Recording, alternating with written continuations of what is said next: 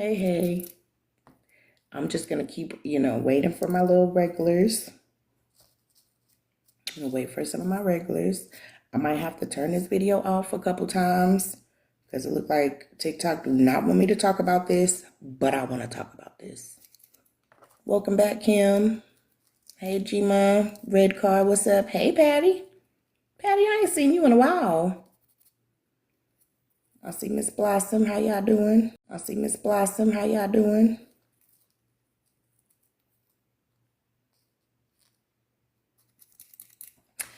I got on this morning to see if anybody want to converse. Like how people used to do on the phone and just talk about topics and stuff. That's kind of what I wanted to do this morning. If anybody want to come down to the panel and talk with me, you are welcome to do so.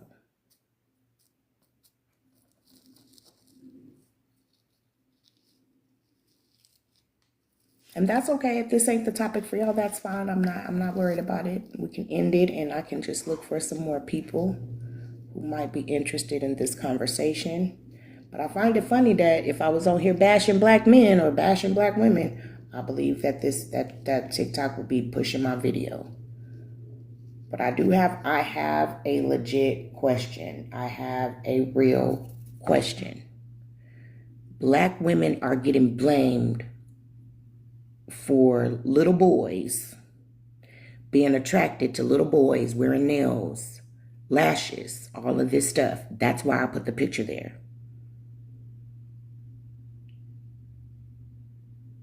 Ooh.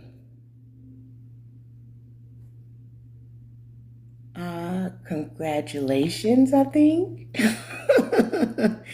But I want to know, why are black men blaming black women for everything like they did? Black men blaming black women for everything like they didn't have a mind. Why do they keep blaming us when they follow us is what I want to know. They follow us. We wear dresses, they wear dresses. We wear lashes, they get lashes. Like, we like men, they like men. I just genuinely want to know what's going on. Okay, Spirit, I see. I need to get a hold to some folks that like to communicate and talk. Okay. Well, Miss Patty, you are welcome to come back if you feel like it. Miss Essence, do you want to come down to the panel? I'm looking for somebody who want to communicate and talk to me about this subject because this is something that I really want to talk about. This is not something that I want to teach. I don't want to teach this. I want to converse. I want to hear somebody else. I don't want to just sit here and talk to myself.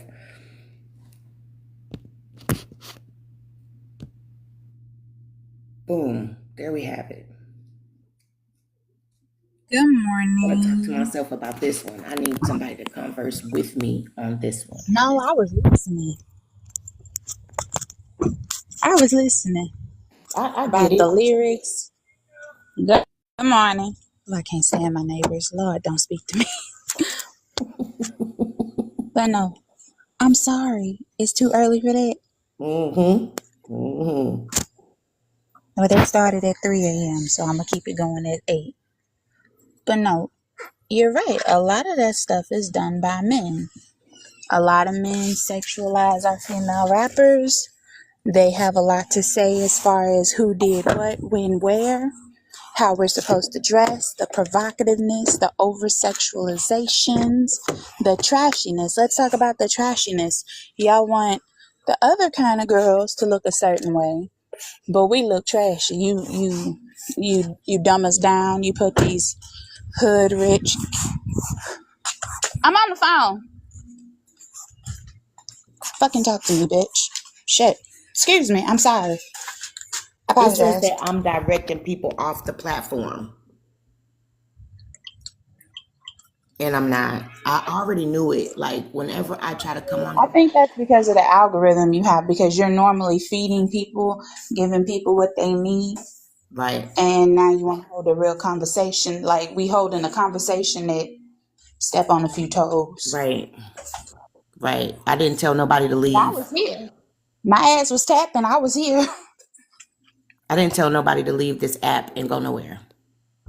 No, So that I don't know what they talking about. I didn't tell nobody to get off this app. So I don't know what they talking about. But a lot of these people have a new app called Bigo, Bigo, Bigo. oh, the girl, that's old. That's old. I just heard about it like last night. Yeah, when I get on there, when I got on there, they did me the same way TikTok did. They kept telling me that I was being like sexually subjective.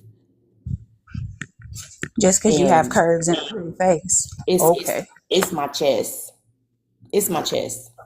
And Well, we then can't go big. everybody expects women with bigger breasts to just cover the fuck up all the time and look like an old lady. I'm not allowed to wear Now, beautiful dresses or nice shirts, or a tank top. I'm not allowed to wear that kind of stuff. Or they categorize me with PORN. That's crazy. But back to the subject at hand, right? I was watching a video of this little boy and he had his nails and stuff on, okay? And he's talking about being a girl. And I messed up and I started watching a video. I did not know that it was a. First off, let me tell y'all something. When I see black men videos, I scroll. He got literally 1 second to grab my attention. 1 second. I hurry up and scroll by black men videos so fast. One, all they do is bash black women, and I'm over that. And then two, if they not bashing black women, they're up in another culture. And then this is my favorite one, the favorite one. It's the black man who's so in love with the black woman and he wants to raise the vibration in the black community, but he's not married to a black woman. So you want my views, my likes, and my comments so that you can go take care of another woman. Oh, Miss Kiwi, we're not gonna talk about Essence Life right now. What you mean? We're not gonna talk about Essence Life right now. What you mean, girl? I always stumble in and then you be talking about me and then it takes me about 2-3 seconds to figure out, damn, she knows something about me. He never fail. Now I know I'm being petty when I say this, but they do. They claim how they want to raise us up and how, okay, my son's father, man, no, my baby mama, she a good woman. Like, Essence do this, this, and this, and she have my back through this, this, and this. But he got one of them snowflakes. And Snowflake is, we were discussing it. Remember, they hold your hand until he started getting next to her. He had 100% energy. Stood next to her, and it was like 75, held her hand, went to 50. She hugged him and drained it. Remember that conversation? Okay, that's a real life statue. It is. It is. That's a real life statue. I witnessed it. But they want your praise. They want you to sit back and view, and he took all the energy I gave because I'm one of those females like, hey, you can do this if you try. Like, if you try, I'm going to support you like we have a kid together. I'm going to support you like we have a kid together. I feel like I need to have your back. But then old Snowflake, he moved Snowflake down here and got to switching up. And I said, so I'm good until your hoe show up. Your hoe. Because first of all, she didn't know what it was to actually be with a man of color. And all she saw was that, what they used to call, my mama call it a whipping boy, I think. A whipping boy. A whipping boy or a whipping post. This song had been on my mind a lot lately. And it's Nate Dogg. Remember him? And then you remember that song, Never Leave Me Alone? I think I've heard it a few times. Okay, well, that song been on my mind. Come here. Hey, stop. Google. Come here. Play Nate Dogg, Never Leave Me Alone.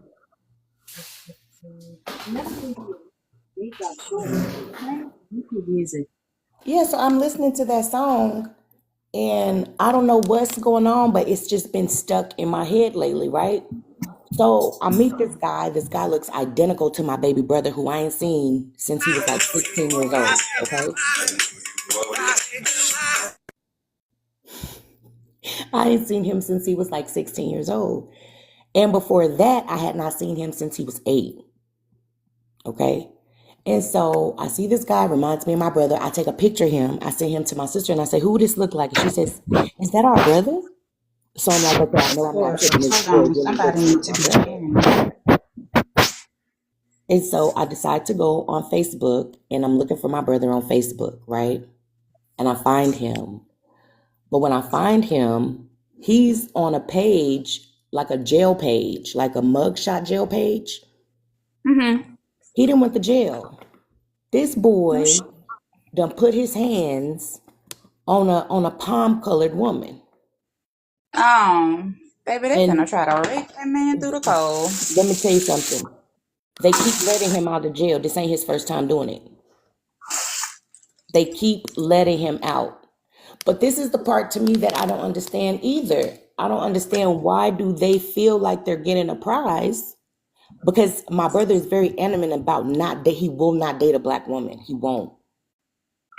He talked so bad about us, like from my mama to the siblings, like he talked so bad about black women.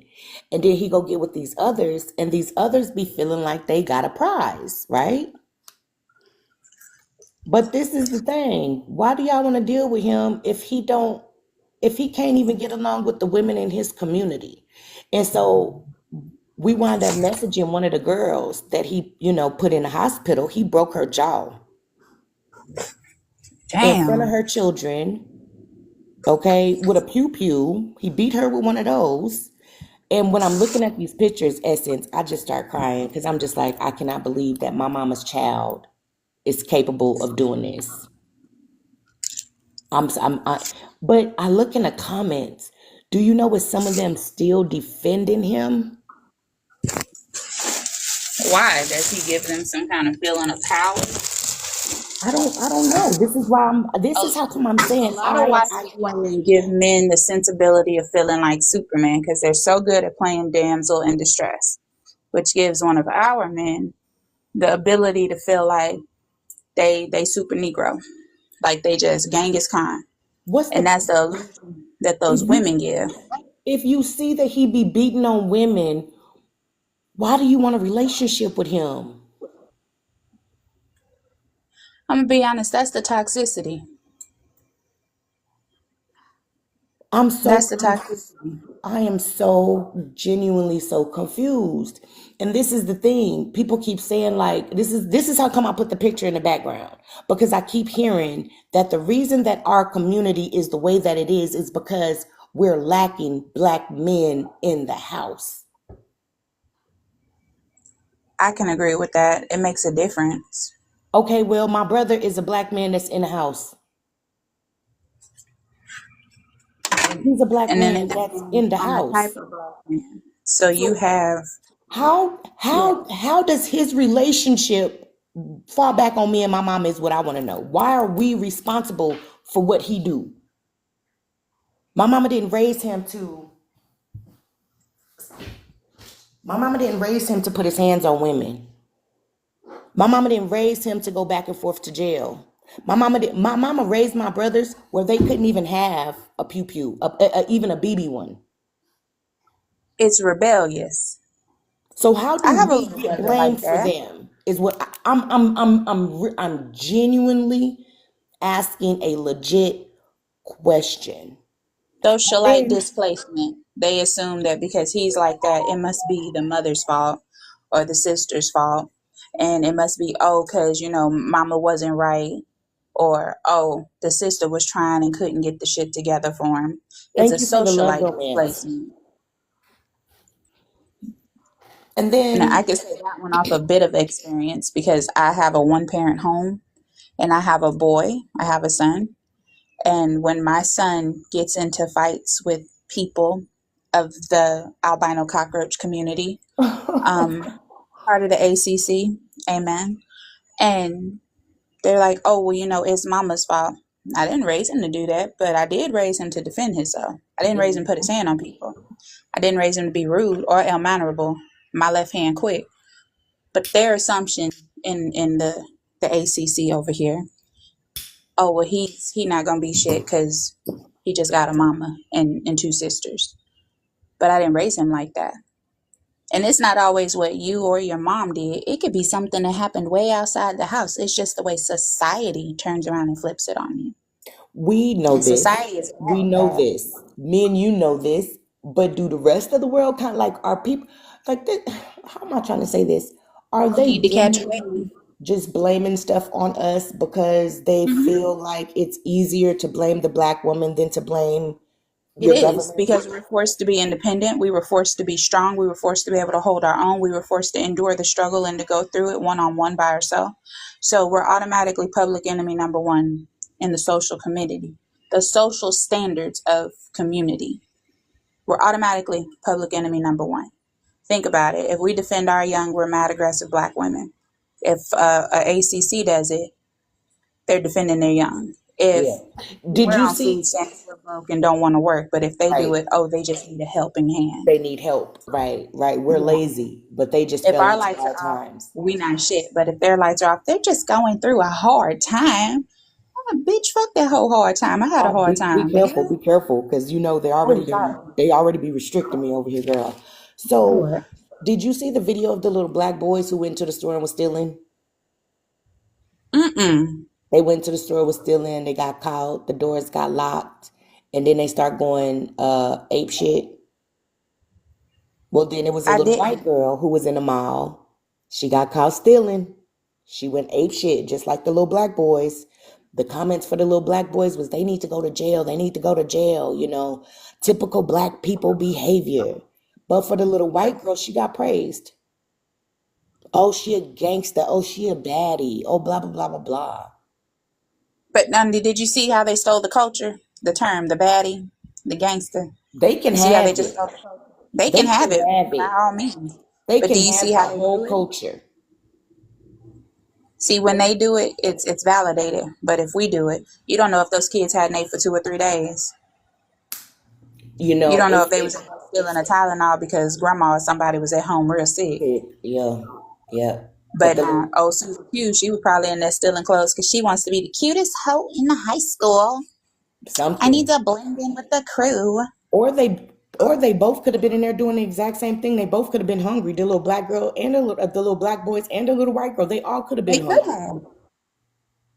It's And then the just justification for that is give valid reprimand. So if you're gonna dog one set, you need to put the other set down. right, right. If you're gonna Yeah. do it to one, do it to both. And Mono and mono. it's so crazy to me. So the topic though, with the picture in the back, right? So I'm watching this video of this little boy. He got his nails and stuff done, and I should not have watched the video, but I didn't know it was gonna go that way. I heard a black woman's voice first, and then the black man comes on. And that's when I find out that this black man is blaming black women for this little black boy, right? Now, for a while, I would have agreed. For a minute, I would have agreed. Like, okay, yeah, black women were the ones who told the men to put the dresses on if that's what they wanted to do. We just accepted them. Like, I get it, right? But Mm-hmm. this is my thing. Like, you're a man. Why are you following a woman? Look at these men in this photo. Look at them. Look at them. They're all grown. Those are grown men. Why are they following a woman? Is what I want to know. Because supposedly they're saying that we're messing up the children because they're children and there's no men in the house. But look at these men in this photo. And guess what? These men in the photo say that they're straight men. Well, let me tell you, they might be straight men, but they date an ACC, which makes them their bitch. And then look at the one right here. What is this to the left? He got a hand With on a, his butt. uh-huh. Where I want to know, how did I have more control over these grown men and tell these men to wear pearls and dresses and stuff? I We just didn't. but they keep blaming it on Those us. those are men who probably step way outside of their race line. And then did you hear the other straight black men defending the red dress thing? There's so many black men on here on TikTok that's just defending it, like, oh, what's wrong with a black man wearing a dress? And if he want to wear a dress, he can wear a dress. And I don't have a problem with a black man wearing a dress. You want to wear a dress, wear a dress. That's on you. But my problem is, don't put a dress on and then tell me that these little boys are putting on nails and makeup and stuff because Saucy Santana is a woman. Okay? Oh, Jesus. No, Saucy that's Santana is a woman, right? no him a dude. Him a So how dude. come we keep getting blamed for all of this? Why is these men not realizing that they're men and they should be walking their own path? Because they're weak minded. They want to follow society. They want to fit in a society they don't belong in. They want to fit in a place where honestly they're too elevated to fit in. So they have to make themselves ignorant. They have to low rate themselves to be accept. It's about acceptance. When I see this, they want to be accepted for something they're not, so they have to be somebody else. But that is not what our men were built to be. Girl, look at that one That with, is not. with his thigh out. Girl, that man got a nice body. He got Baby, a he can get the nice clap body. clap any day. Huh? He can get the clap clap any day.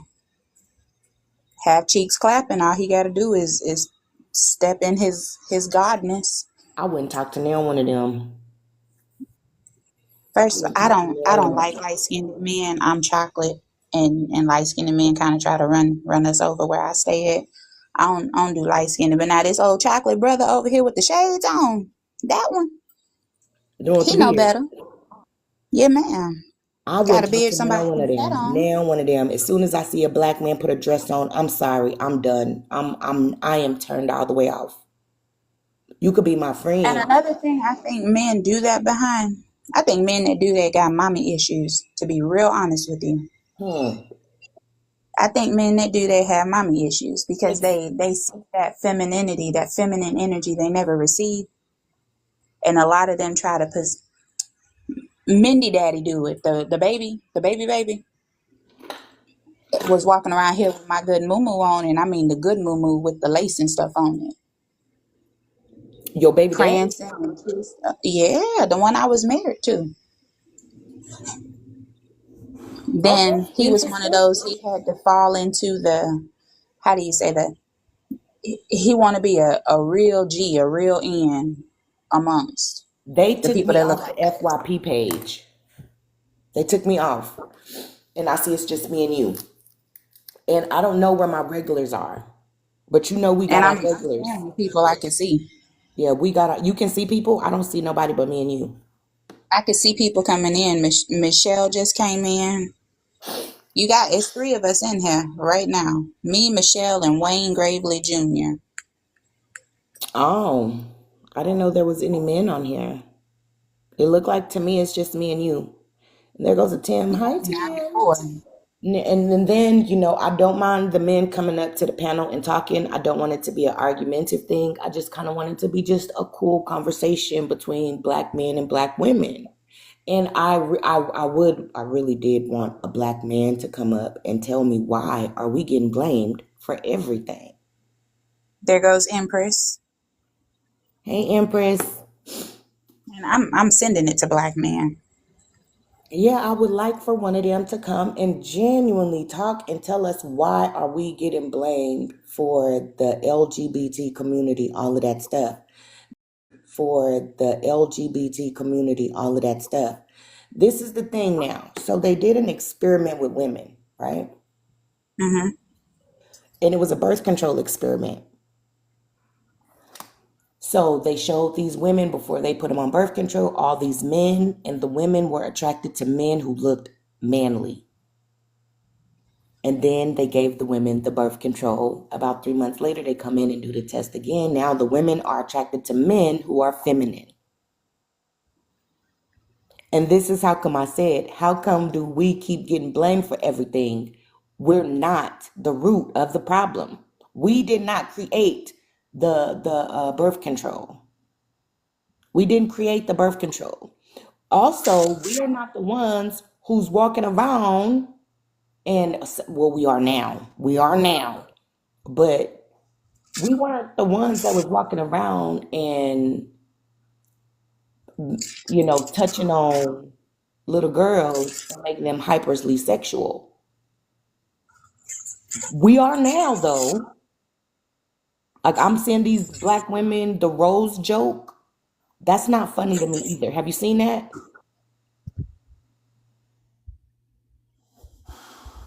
No, ma'am, I have not. It's a whole bunch of women. They talking to their children about their rose, and they like, "Hey, do you have a charger for my rose and stuff?" And I'm like, I remember when people got them kind of toys, and that was a secret. It was secretive. That's something that you talked about between you and your friend. That was not something that you talked about with your children. Like your little battery toys, those are supposed to be hidden. Them is not supposed to be around your children. So this is also something that I'm noticing, right? And I'm so glad that Kendrick Lamar came out with that song. They Not Like Us. Everybody that look like us that's making these videos and stuff that's going viral, Your child, us. your child don't need to know that. Huh? They child don't need to know that. So why would you tell your child that? Hey, you got a charger for my da da da da? Baby, my Right, kids will look at me crazy. right, right, Then right. Then I saw a video of one woman, she my comes in, children. she asked her son for some protection. To my son, I'm about to go out tonight and blah blah blah blah blah. Do you have some protection? I'm like, lady, why? I'm What lady.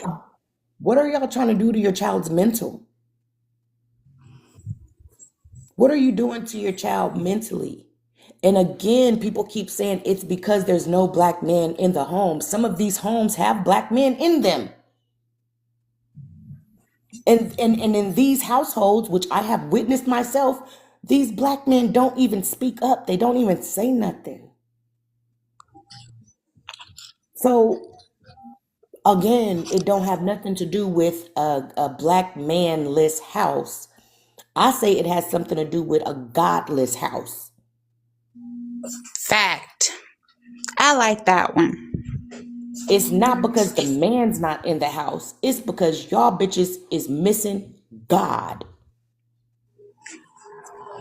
And Now then, I can get on board with that one. and I have never seen, stop, little girl, stop, do it, come here. You're not little girl. What's her Must name? be pink Pinto. though.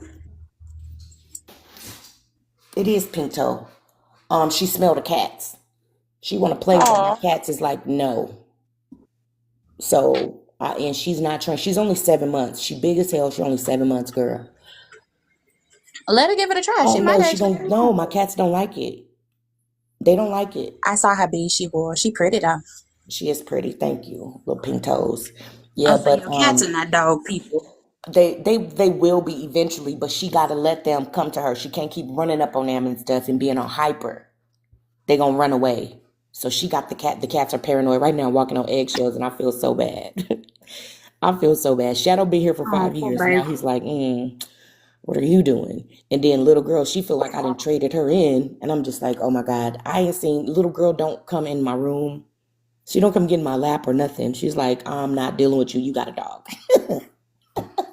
See, Butch is the cat, and Butch get along with Bo Duke, get along with Monroe, and get along with Arwen. So, and Arwen is the puppy. And they be in there tussling like they just the same thing. I'm like, okay, two toddlers, let it go. Yeah, my cats is not dealing with this dog. Yeah, but these women, I feel like a lot of these women, and this is crazy to me because I'm also noticing like people are getting mislabeled. I've been hearing about this download stuff, and I'm just like, do the Latinos and stuff know that when we say download, we're not talking about PDFs? Like, do they know that when we're talking about down low men, we're just talking about men who's attracted to other men? We're like, I don't know. I think I got a whole bunch of stuff just on my mind this morning, and I'm just trying to get it out. I think a lot of people automatically assume down low is something automatically negative. It And is. I think a lot of reasons that we have so many of the men in our community showing bitch tendencies has a lot to do with that mainstream social media. Like, okay, what is his name? The little dude talking about the Badussi thing. What is that dude? In NBA Chopper, NDA Chopper. Okay, he's very open with the fact that Oh, he, NIL Chopper. I like him. yeah, okay, I like the music on occasion. On occasion, I have to be drinking and off in a real hood mood to listen to it. See, I That's don't one of listen them. I to want his to fight you, music. but I want to clean house. I don't Tawana, listen to his hey. music. Hey, Miss Hooks. How you And I think a doing? lot of mainstream has a lot to do with that. And then these dudes start going to these parties, and when you start dating outside of the dominant culture, I think me and you can say this and it'll be okay. We really are the dominant culture. People take from us, whether it's hairstyles, whether it's looks. They change their physique to match ours. We have one of the oldest standing women on display. They kept her body just so they can show off her assets, her Right, physique, right. and that was the idealistic appearance for such a long time. Mm-hmm. And we are the dominant culture. It even states that in the Bible. It even quotes it in the Bible. Girl, God's original AI will people are tell people you. If who, you go and ask AI what he want to be, he'll tell you he wants to be black. AI and I think will AI tell is you he human, wants to human be stuck in black. the mind. Those are people that are physically incapacitated. They're like trapped within their mental. And I saw another video about that. It was a building with bodies, like in a museum, bodies stuck in like vats of clear fluids. Get your ass out of my house, Butch. I love you though, baby. Go on, go play. Go play in the water like you've been doing. You ain't taking your wet butt in my house, boy. I love you though. Granny love you. Granny. That part. That part. That's my daughter cat. I'm just grandma. I get paid to buy food and cat litter. That's it. That's cute. I associate with him when he comes up to me. I don't chase him down. But there was a video, and these bodies were in vats of like clear fluid, like preservative fluid. Oh, you're gonna have to send it to me if And you find it again. yeah, I was on Black Web. I was off into some dark web type stuff looking. I don't know why, but I was. And when they start draining those bodies of like fluids off, the eyes came to life, opened up, and a voice said, finally. And I thought, hey, I think this is the beginning of AI. Was it an AI video or was it real? No, it was a real video. It was a scientific experiment. What? It was like, Wait. Have you seen the experiments on TikTok? no, I haven't. There's a man on TikTok who be doing experiments with stuff. And he done made something. One of them he had to get rid of, but it's one of them right now that he's feeding. He's feeding it. And he made it. And I was like, wait a minute, I thought this was illegal. Like he genetically formulated this being. He did. I think he used his own sperm Mm-hmm. in an egg, like a chicken egg. Oh, dear God. Um, that I'm sounded not. blasphemous. I'm not exactly sure that that's what he used, but I think that's. Don't quote me, boy, because I ain't said shit. But I think that's what he used. Yeah, I'm gonna have to go searching for that. and it's in a bowl of water. It has this weird unknown form, and he feeds it some type of liquid food. I'm gonna have to go look at that. Girl, I'll go look for it when we get off. I'm gonna look for it and see if I can find it for you. But it's Yeah. if you search it up, it's like if you go look up like TikTok experiment, you'll see it. And you'll know it's his page because he got like a whole bunch of followers. He got so many fucking followers. It's crazy. And I get why he got them followers because people are watching and wondering, like, yo, I thought this was illegal. I thought it was. I didn't know you could just create stuff inside your damn house. I didn't know you could Yeah. do that. My daughter walked up to me last night, night before. Mom, they turned around and made a real Five Night Freddy creature that really does bad stuff. And they turned it loose, Mom.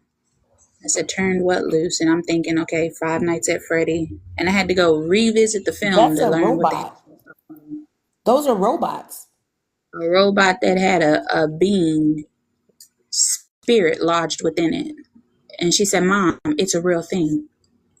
and she's showing it to me, and it's not an AI. You can look at it and see it wasn't AI, but this animatronic had such lifelike emotions, like the kids that were lodged in the bodies in the video, in the movie, the actual movie Five Nights at Freddy's. And I said, okay, the world coming to an end. It has to be. There's some weird stuff going on.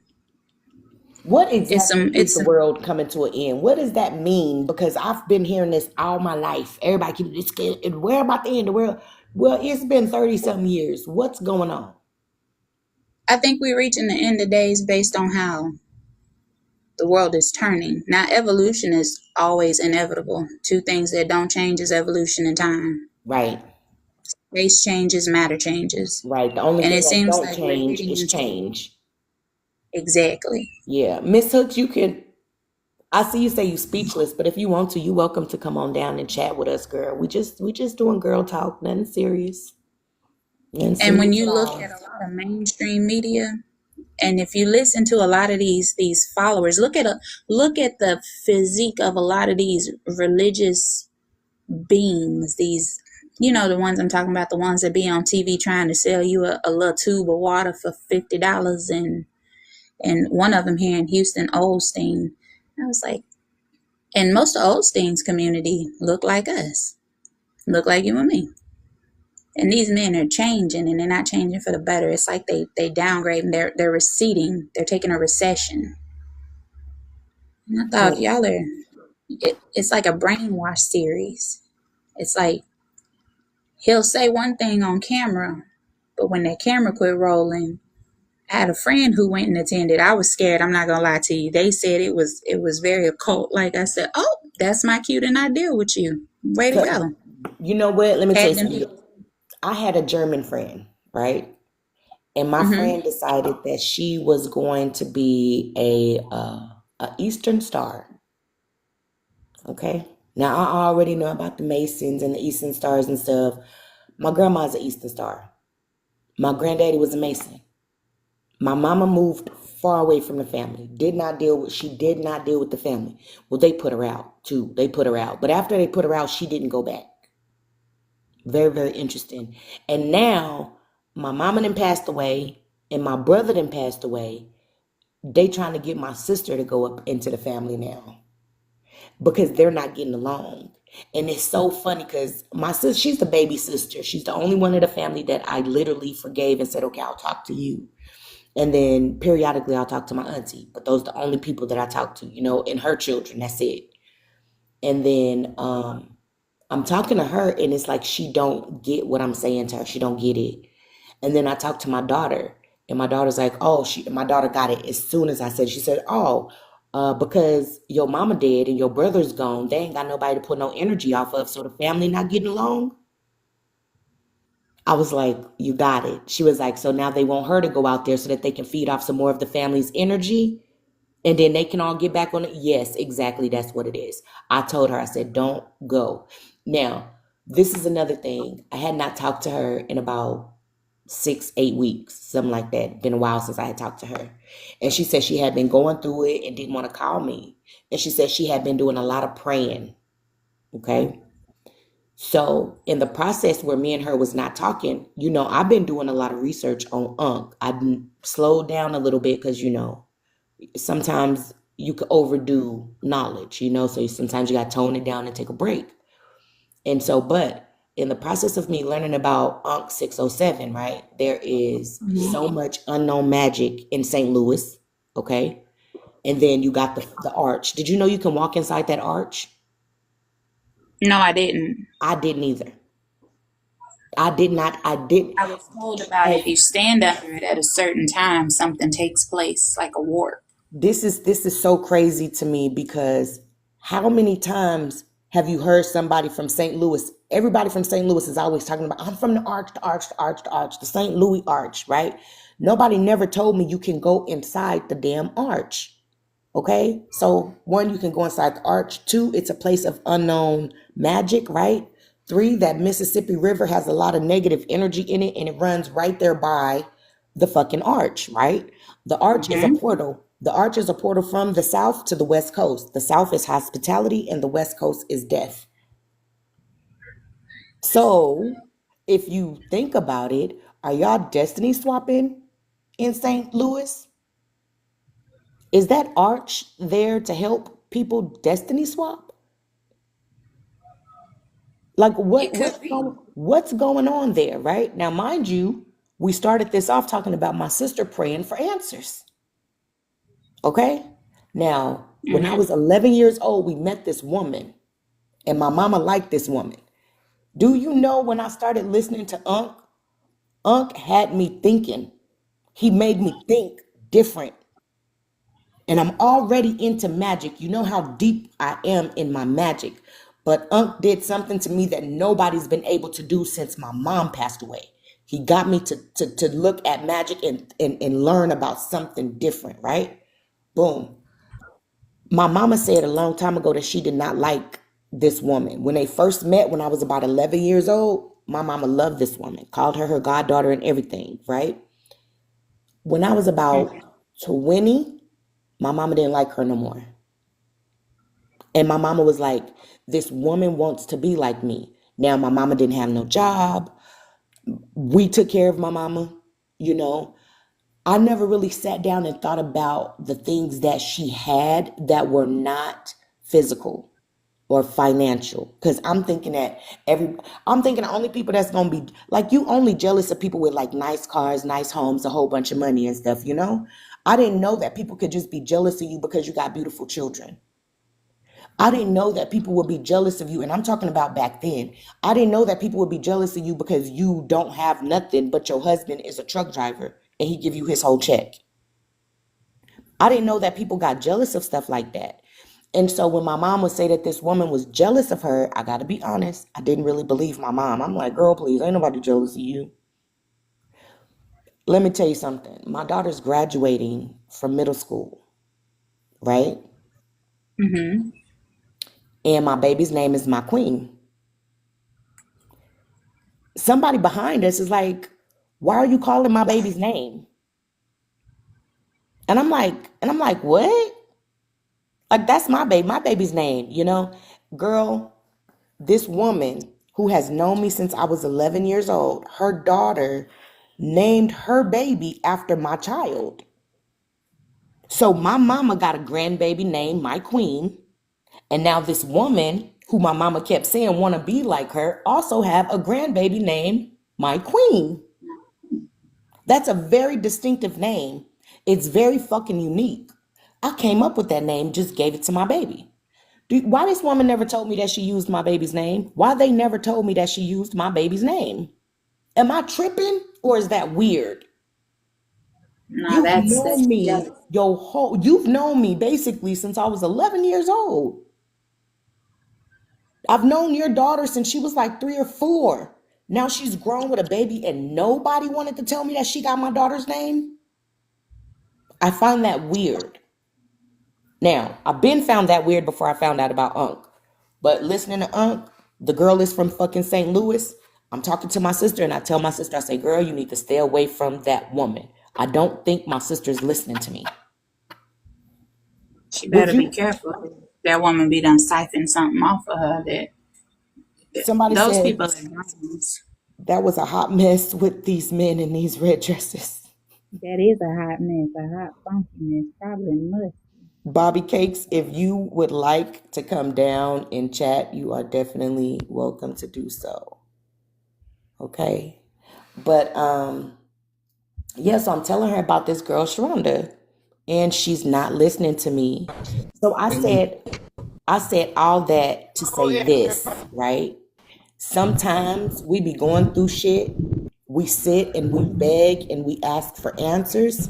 And then when the answers come, either we don't like the answer or we just don't like the person who's giving us the answers. Because while I'm telling her, she's not listening.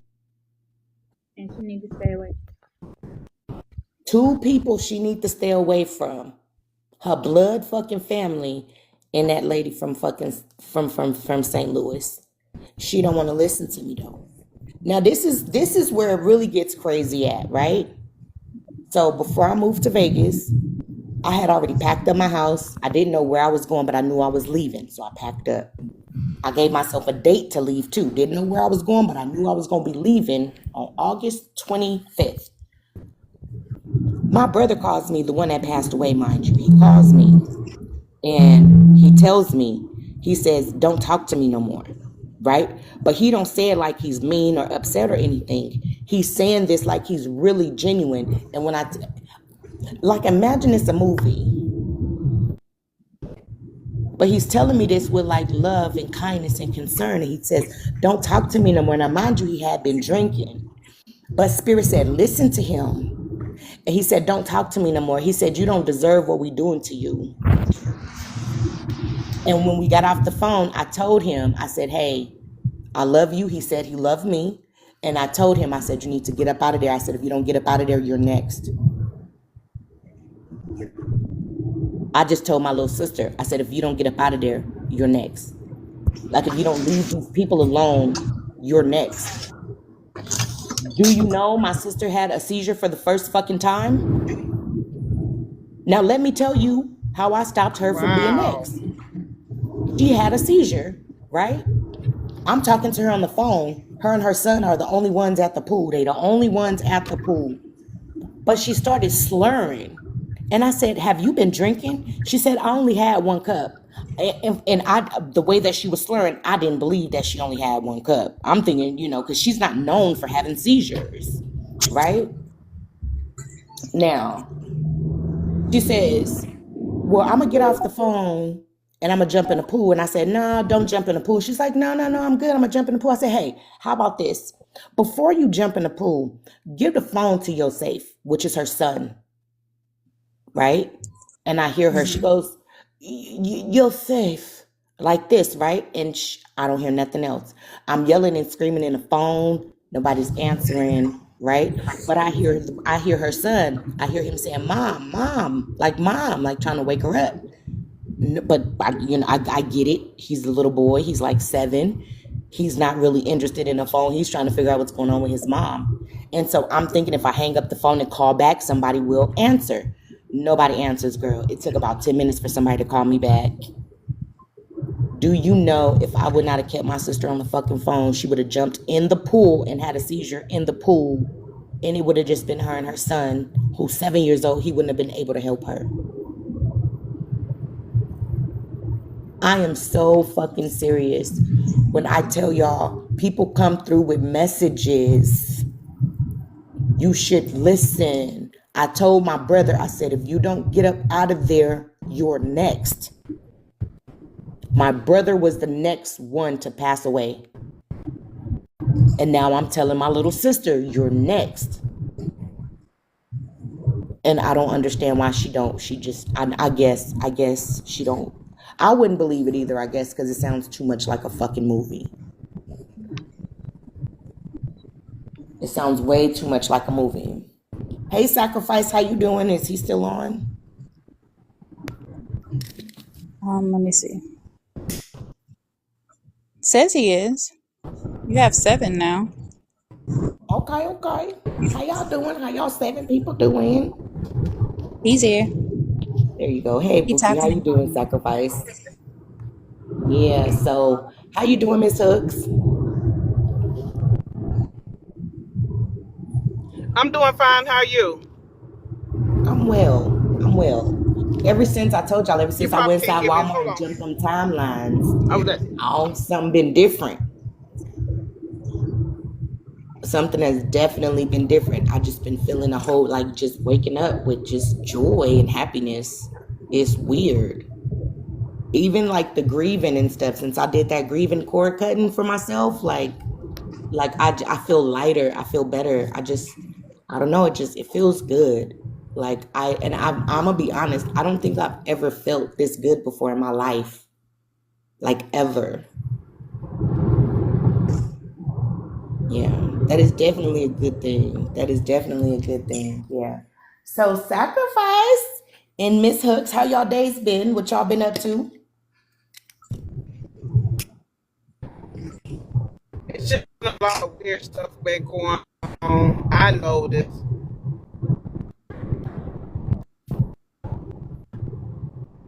Hello? I'm here. I'm listening. I'm driving.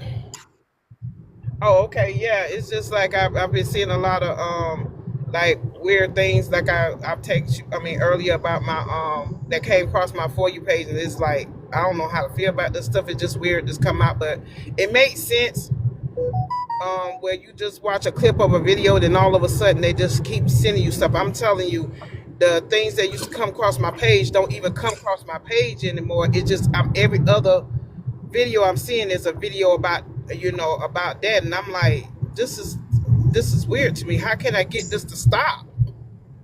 But you gotta hurry up and scroll. You gotta hurry up Yeah, and because scroll. now my BF called my best friend trying to call me.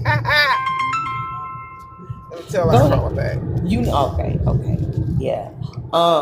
I think TikTok sometimes be showing us a path. I know this They're trying sounds to get us. I know Go it ahead. sounds crazy. I don't think TikTok is ran nor made by humans. I think TikTok is more created, and I know this sounds weird. I know it, but y'all already know I'm the woman who escaped the insane asylum. So if you're still here, you must be, you need a white jacket like me. But I don't feel like TikTok is ran by humans. I really do feel like TikTok is ran by bots, robots, AI, stuff like that. Like, I don't know. I don't know. It's weird. But I feel like some kind of way, some shape, some form, TikTok knows where you're going or what's gonna happen. And it's so interesting to me because once I said like, wow, things feel weird for me, like everything looks different. It's more colorful. My plants are growing again, like just things. My hair is growing back. Girl, I cut my widow's peak off when I was like 9 years old and ain't seen it since. It's growing back now. My hair is growing in Wow. black, not gray. Like it's still going gray, but there's like I'm looking at some of my hair, like some of my hair is turning black again. And I'm just like in this weird fucking energy. But it's a good thing. It's not bad. But then you get on TikTok and TikTok is like, happiness is coming your way. You're changing timelines. Just expect an abundance of joy. You know what I'm saying? Look at you, Bobby. Bobby said, I just came here because of the picture. Look at you, Bobby. You involved now. It's your time and your soul and spirit is ready. And that's exactly what I'm saying, Bobby. That's the part where I'm saying, like, TikTok can kind of predict what you what you're going through. what you're going through. They That's tap that's into all weird of They it. because tap yeah, I've learned that now. There's certain things that I put in the search bar and look for, and all of a sudden all that's come across my page. Mm-hmm. I try to get off. I try to stay off TikTok because I was like hooked on it. So I kind of only try to get on there is when I'm looking to see if you on or am I actually going on TikTok shop. But this was my Facebook page that this stuff was going across, and I don't never search for nothing like that on my On Facebook Facebook. page. Mm-hmm. Yeah. All of a sudden, every other video was coming up, and I keep strolling, and I'm like, why? Just why? And I'm like, why is that so weird? I remember um something before that video came up. A video came up of say if you stroll past this video, you're gonna have such and such. You about to become an offer is being made to you. The next thing came up was that video, and I'm like, huh? Those type of videos, I'll be scrolling by. Don't make me no damn offer. That's what I said. That ain't the type of offer I want. Yeah. I definitely don't want that type of offer because no, we're not doing that. So my question to you is, so who about to come into your life that's part of the Illuminati? That's what I want I to know. don't. That's weird. That is weird because it's this person that's That's you ever seen those twins that be on Facebook? It's like these two guys, they black, they very handsome, and one of them keep coming up in my like in my inbox. I don't know if he part of the Illuminati, but I know he has a movie on Tubi.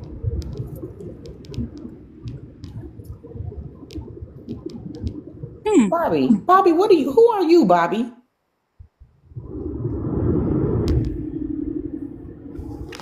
Click That's on it. so Hold on. interesting. Go Bobby click put on some stuff in these comments.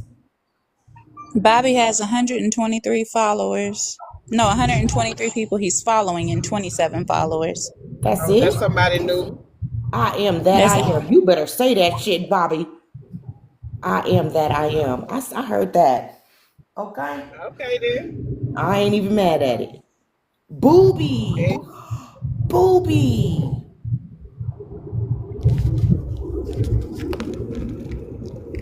All right. Elizabeth came on and said Bobby's fake. So let's talk about what we're gonna do with Elizabeth. We're gonna go in and we're just gonna block her account. And the reason we're gonna block Elizabeth is because we don't like negativity over here. I know that's the new way for everybody to get views and all of that stuff. I don't want to move in that energy. Right. I do not want to move in that energy at all. Okay? So I like it being positive and cool, especially the energy that I'm in right now. I don't need nobody or nothing to come in and take me back where I just came from. I fought hard to get out of that place. I know that's right. So this is how come I'm not trying to go back into that negative energy by being around negative people. If you're not here to uplift me, to have a conversation, and all conversations don't have to be positive, because we can get on here and talk about negative stuff, but it needs to be, we have to be able to learn from it. I don't want to just be on here and be negative for nothing, like I'm not with the drama and the energy like that. I'm not. I am a melanated divine Mm-hmm. celestial being on earth. That's right. We're all working through a simulation. I can dig that. And that's how come we got the picture in the back, Booby. That's why we got that picture in the back, Booby. Because I was wondering, why is everybody constantly blaming the black woman for everything? Sacrifice, you want to get in on that? Because you just here. We ain't even let you talk yet. Sorry. Nah, King play the background, speak when spoken to, and when he speaks, it's profound. Ashe. But yeah, this picture right here is definitely control opposition. But I can't blame the government if you allow them to make you control opposition. Ooh. So Right. it is a choice. It's a sad choice at that. I can say that more than half of them probably don't really understand what it means to be a king. Because if you ask me, and my point of view of it, and I had to learn this the hard way. Be safe, baby. When you start growing in life, you start realizing as a king, as on the God level, you start realizing how much you play the background. Not because you're less than, but because the magnitude of who you are and what you are isn't needed until it's needed. And what I'm saying is, even what's before you, I'm not downplaying it, but it's necessary that what comes before you, comes out and then you show up. You look at it like this. When you see the female lions go out on a hunt, right? No bite. No bite. Go sit down. No bite. You don't bite me. Sit down. When you see the female lions go out on a hunt, they've already mapped out where they're gonna chase this animal to. They've already mapped out how far they're gonna do. They already know how much energy they're gonna have to consume, Right. et cetera, et cetera. They already know where to ambush if it takes a certain set of them too long. They already know what another set gonna come from and hit this animal. And so what I'm saying is the work gets done, and then they partake. And when they partake and they got their fill, then the male shows up. When the male shows up, he eats his fill and stuff like that. And people go, man, that's just lazy. They did all the work. Here's the thing. They don't realize that male keeps a watchful eye over the hyenas that'll try to ambush some of the female lions. Okay. So, and I love nature shows, so I'm watching this stuff. And Me I'm too. like, so people really be thinking that the male lion is lazy and he don't do nothing while they hunting. What they don't show you is because they so focused on the action of the female lions, they don't actually watch what he's doing this whole Which time. is preserving energy. Exactly. And he has to, because hyenas will take him down through there. Hyenas have a high stamina level. Right. Right. Reason I know this because the female hyenas, they give birth through their pistol, almost like a male. So imagine yeah. giving, yeah. Yeah. So imagine how painful that is. Yeah. So what I'm saying is, if you giving birth to your young through the pistol part of your body and not the way that people think you should be giving birth, 10 that's centimeters. painful as Right. right. So so that means those females have a high tolerance for pain and they have high stamina. The male lion knows this.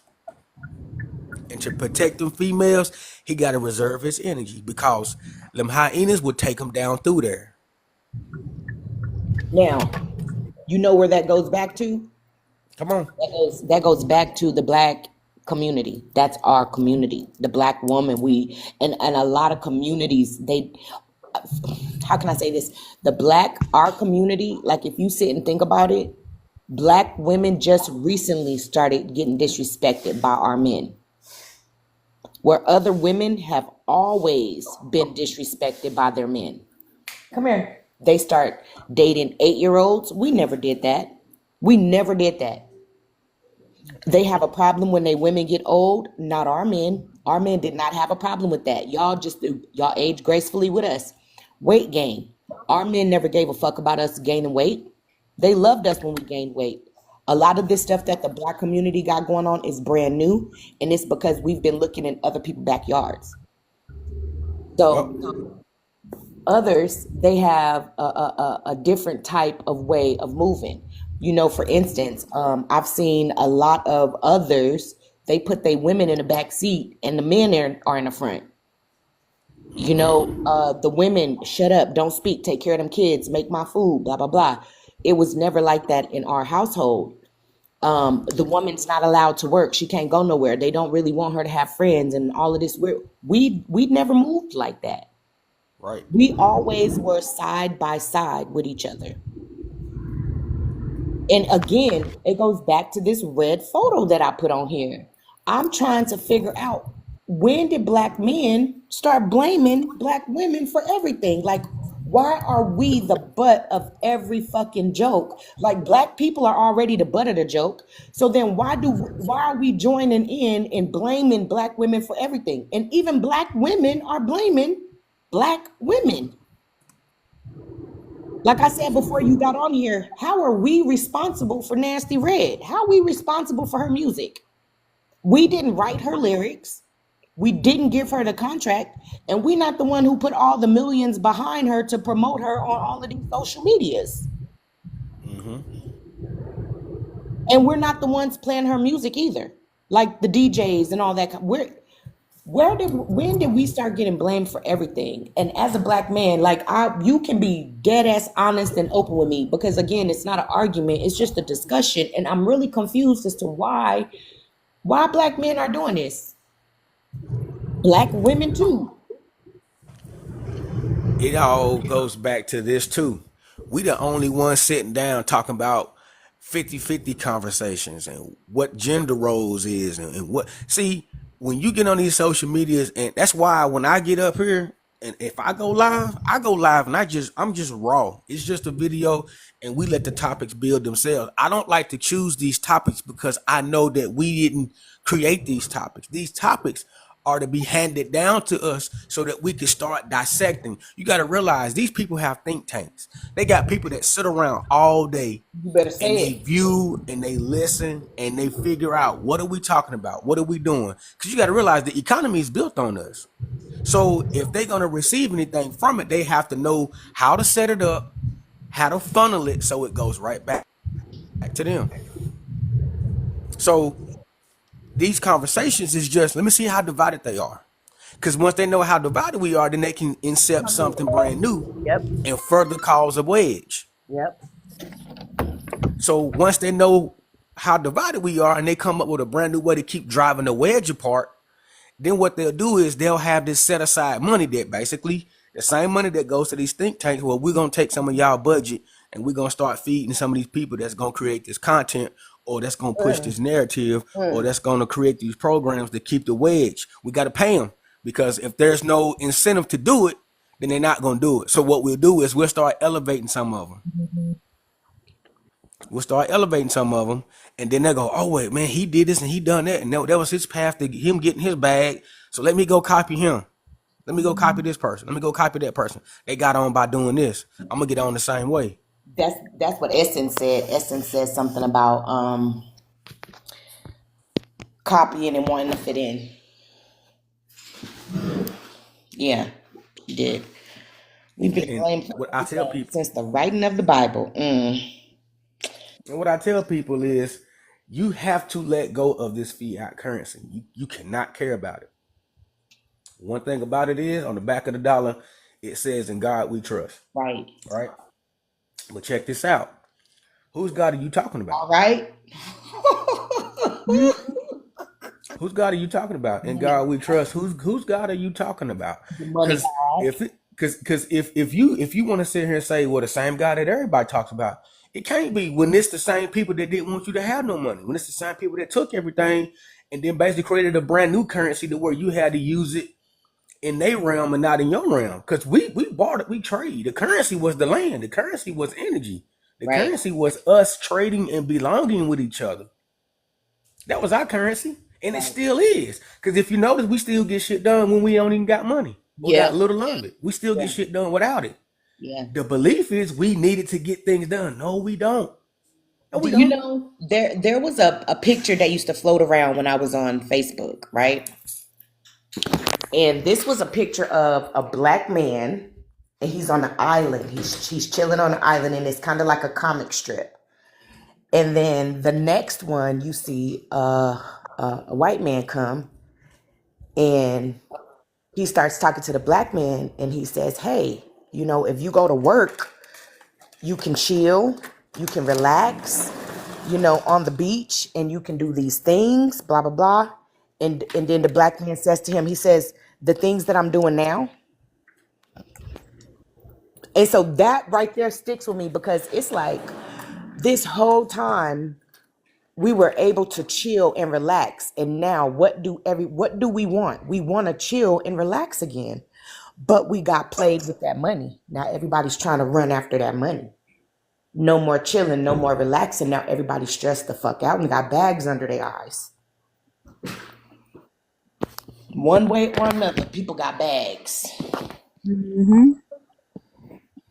Yeah, so they get paid to disrespect. We get paid to disrespect each other. Okay. And you know what? That's funny to me too, because and I hate when I said it, you get one hot second to, as a black man, you get literally you get the time that I'm about to scroll to show me that you're not a typical black man. And I'm watching this video and I wind up messing up, because now my page got black men bashing black women again. And now it's also black women on my page bashing us again. I had got all of that stuff off my page, but because I paid attention to that one video, and the video was a little boy, a little black boy, cute little black boy too, dark skin, beautiful little thing.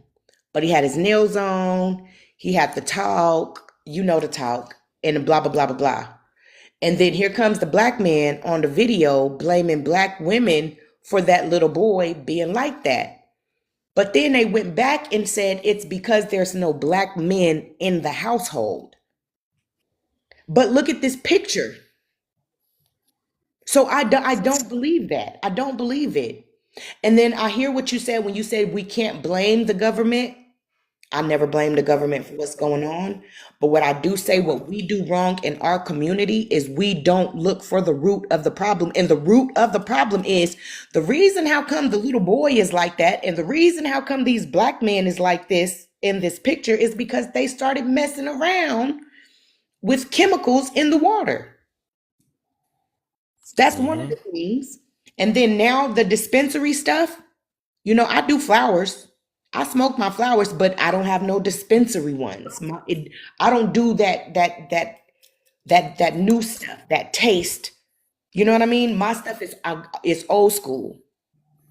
Even in that stuff, they put chemicals in it that make you a little flamboyant. And so and like Booby said, if it's all the results of patriarch mindset, then how the hell did the black woman get blamed for it? We're not, I see us falling for it, but I don't see us being the root of it. I don't see black men being the root of it. I see them falling for it. That's what I see. So yeah, it's what you said. They're getting paid for it. It's what you said. They're getting paid for it. And it's very, very amazing how they get paid for it, because I don't think a lot of them get paid for it with money. I think they get paid for it with views. That's currency. That's currency. Views is currency. Getting talked about is currency. Having you pop up in a search bar is currency. Pay attention. Pay attention. And when did that phrase come out? What? Pay attention? Pay attention. When did that phrase come out? Oh, that came out. That came out right at the end of civil rights. What was we saying before we start saying pay attention? Before we started saying pay attention was we was I'm black and I'm proud. We was no justice, no peace. You know what I'm saying? We was we was more radical. And then after civil rights, you started going into the 70s, and it was like, all right, pay attention, because that's when That's the when DR Uggs. That was the spell right there. That's when this pay attention. That's when the spell started right then. Welcome back, Miss Hooks. Yeah, because the DR Uggs was starting to get flushed in really hard. We had them, but it wasn't plentiful. But right after civil rights, they started coming in with the DR Uggs. Oh. Yeah. My slow self, I was about to say, what's DR Uggs? DR Uggs. Because you gotta remember, opium wasn't even our problem. It wasn't even a thing for us. It was a fried rice thing. They were hooked on it real bad. Really? Yeah, opium came from the fried rice. Yeah, it did. Opium was one of their things. Okay, It so used to be really big in the UK. It came over here later, but they would open these little lodges with the little beds. It's a movie. It's a movie that really shows you the breakdown of it. It's called From Hell. It's got Johnny Depp in it. what? And the opium, man, look, them parlors are kind of interesting looking. Be all types of weird stuff going on. I don't really know nothing much about that stuff, so y'all have to teach me about that. That's something that I don't really know much about. It's not something I studied, researched, or it's not something that grabbed my attention. But I do know that has affected a lot of spiritual people, and not the old one, just them in general. Opium is a type of pain medication, but it's also used in other, how did you say it, sacrifice, DRUGs, Mm-hmm. like heroin, codeine, Mm. Don't say those diabanes, words. Don't say those words, girl. mm, You get banned. like, You get banned. Yeah, just break the words down. H-Ron. Stay at Yeah. H-Ron. yeah, these type of meds are almost not psycho, hallucinogenics. Right. You can alter the mind, and a lot of people in the UK use them when they wanted to cause chaos without causing chaos, so to speak. So you could alter somebody's mind frame, memory frame, Yeah. And now you and talking create about new MK strands of Ultra. life. Yeah. And Yeah. now you talk about MK Ultra when Which you I was start talking about thinking. that. And Which I that's was exactly just how they thinking do it. about. If anybody ever seen Iron Man Winter Soldier, if y'all ever seen that Winter Soldier one, then you know what happened to This Captain America's motherfucker right buddy. here, Sacrifice be watching them them movies, what is them movies called? Marvel movies. Yeah, I mean, but that's where they putting it. I see. I'm with it. I watch scary movies. I They do be in there scary too. movies. So I get Have it. you heard the song MK Ultra? No. Okay, there's a song called MK Ultra, but the lyrics to the song they hit on some real life things. They say the wavelength gently grows, course of notions re-evolve, the universe is trapped within inside a tear. It resonates to the core and creates unnatural laws and replaces love and happiness with fear. How much deception can you take? How many lies can you create? How much longer will you break until your mind is about to fall? And then the chorus says, and they're breaking through. We are losing control. They're breaking through. It's We're Waka losing. Flocka. It's Waka Flocka and Gucci Mane. Now I'm gonna tell you what's crazy about that. If it is that one, everybody then always said and keep saying that ain't the real Gucci. Nah, Gucci been And you replaced. know it ain't. And you know it ain't. That's what I know. You know what? The Rock. I've been saying that for a long time. I said that ain't him. That ain't him. That's That not ain't him. He changed around the mid 2000s. Because I'm like, where is his fucking eyebrow? I was like, oh yeah, he could be my baby daddy. It was something about the way he did his eyebrow. And then when I met my husband did this eyebrow thing all the time. I was like, you like that's Oh, cute. with the It razor. was so cute. It was cute. And he don't do that no more. And I don't like him. And he irritate me when I see him. I get irritated when I see him, and now all of a sudden they like, where's his muscles? Well, when you own, when you own C with in front of owned, you don't gain weight. You only lose it. They cannot gain weight. And so everybody, when Dave Chappelle came back, they like, why he's so big? They want to start him off as big as possible because they cannot gain weight. They can only lose it. Facts. What's up, kid? Hey, Bookie. If you notice too, if you notice, Dave Chappelle had a high pitched voice, especially when he was smaller. If you notice now, his voice is heavy and is drawn down. And his eyes is different. His eyes is different. Cause the old Dave Chappelle, it was like you could see like a kid in him. Like you could see a kid in him. But it's weird though, cause the bigger one of him, right? If you look in his eyes, you could tell he a trap soul. You could see it in his eyes, even when he smiled. He looks like a trapped soul. So Debo said something one day, and he was like, well, when you do start cloning, like, how did you put that shit? How did you say it? You was like, when you do clone, like, where do not their personality, but like their spirit or something? Where do they get the soul from? What is it they put in? How do you activate the clone without an energy source? That part. You can't just put clay together and make a body and it move on its own. It's got to have it's got a source. And I think they took some of him, which is, I don't know how you can do it, but I know you can. Well, you know they came out with a movie with Black Swan where they taking people memories and putting them inside those clones. It was a movie that came out, I think it was about 2 years ago. Black Swan. Huh. Yeah. And then Um there I read I was is what they was the man they was taking his memory. They told him that he was dying with cancer. And so he didn't want to die because his wife was pregnant.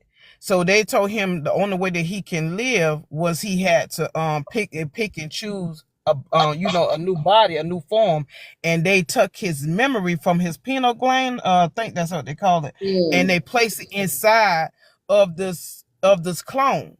Well, actually, they lied to the man. He never died. They just replaced him. But it goes back to even when I tell people when they make these movies, they got to tell you what they doing. So you Told you. can't say, well, I didn't know. They yeah, did it in iRobot. yeah. They have this facility for real where you can go and choose your new body. They have it on they brought it across the media and then it went away. Then it went away, And and I'm they like, and they was talking about skins. They called them yep, skins. exactly.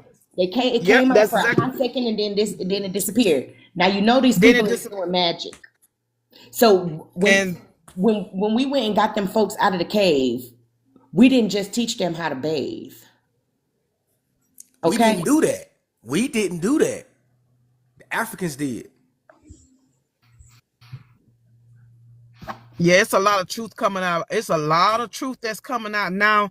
I'm really trying to slow down and grasp hold to it because it's some things that we don't know, and that now that the ones that are actually listening and taking into that, you still got to be careful Check because you this put a out. mark on you.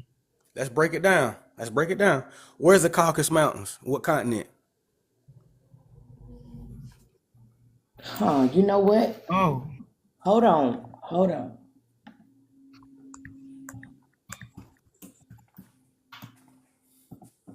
I I know the never answer, even but thought about that. I never thought about it for some odd reason, and Between that's the Black and Caspian Seas, between Europe and Asia. okay. Okay. Europe. I So assumed they were in Europe, but I never actually went and looked. and so who was in Europe when it came time for the whole planet that was melanated before it started flipping over? Who was in Europe? The Moors. the Where did the more. Moors come from?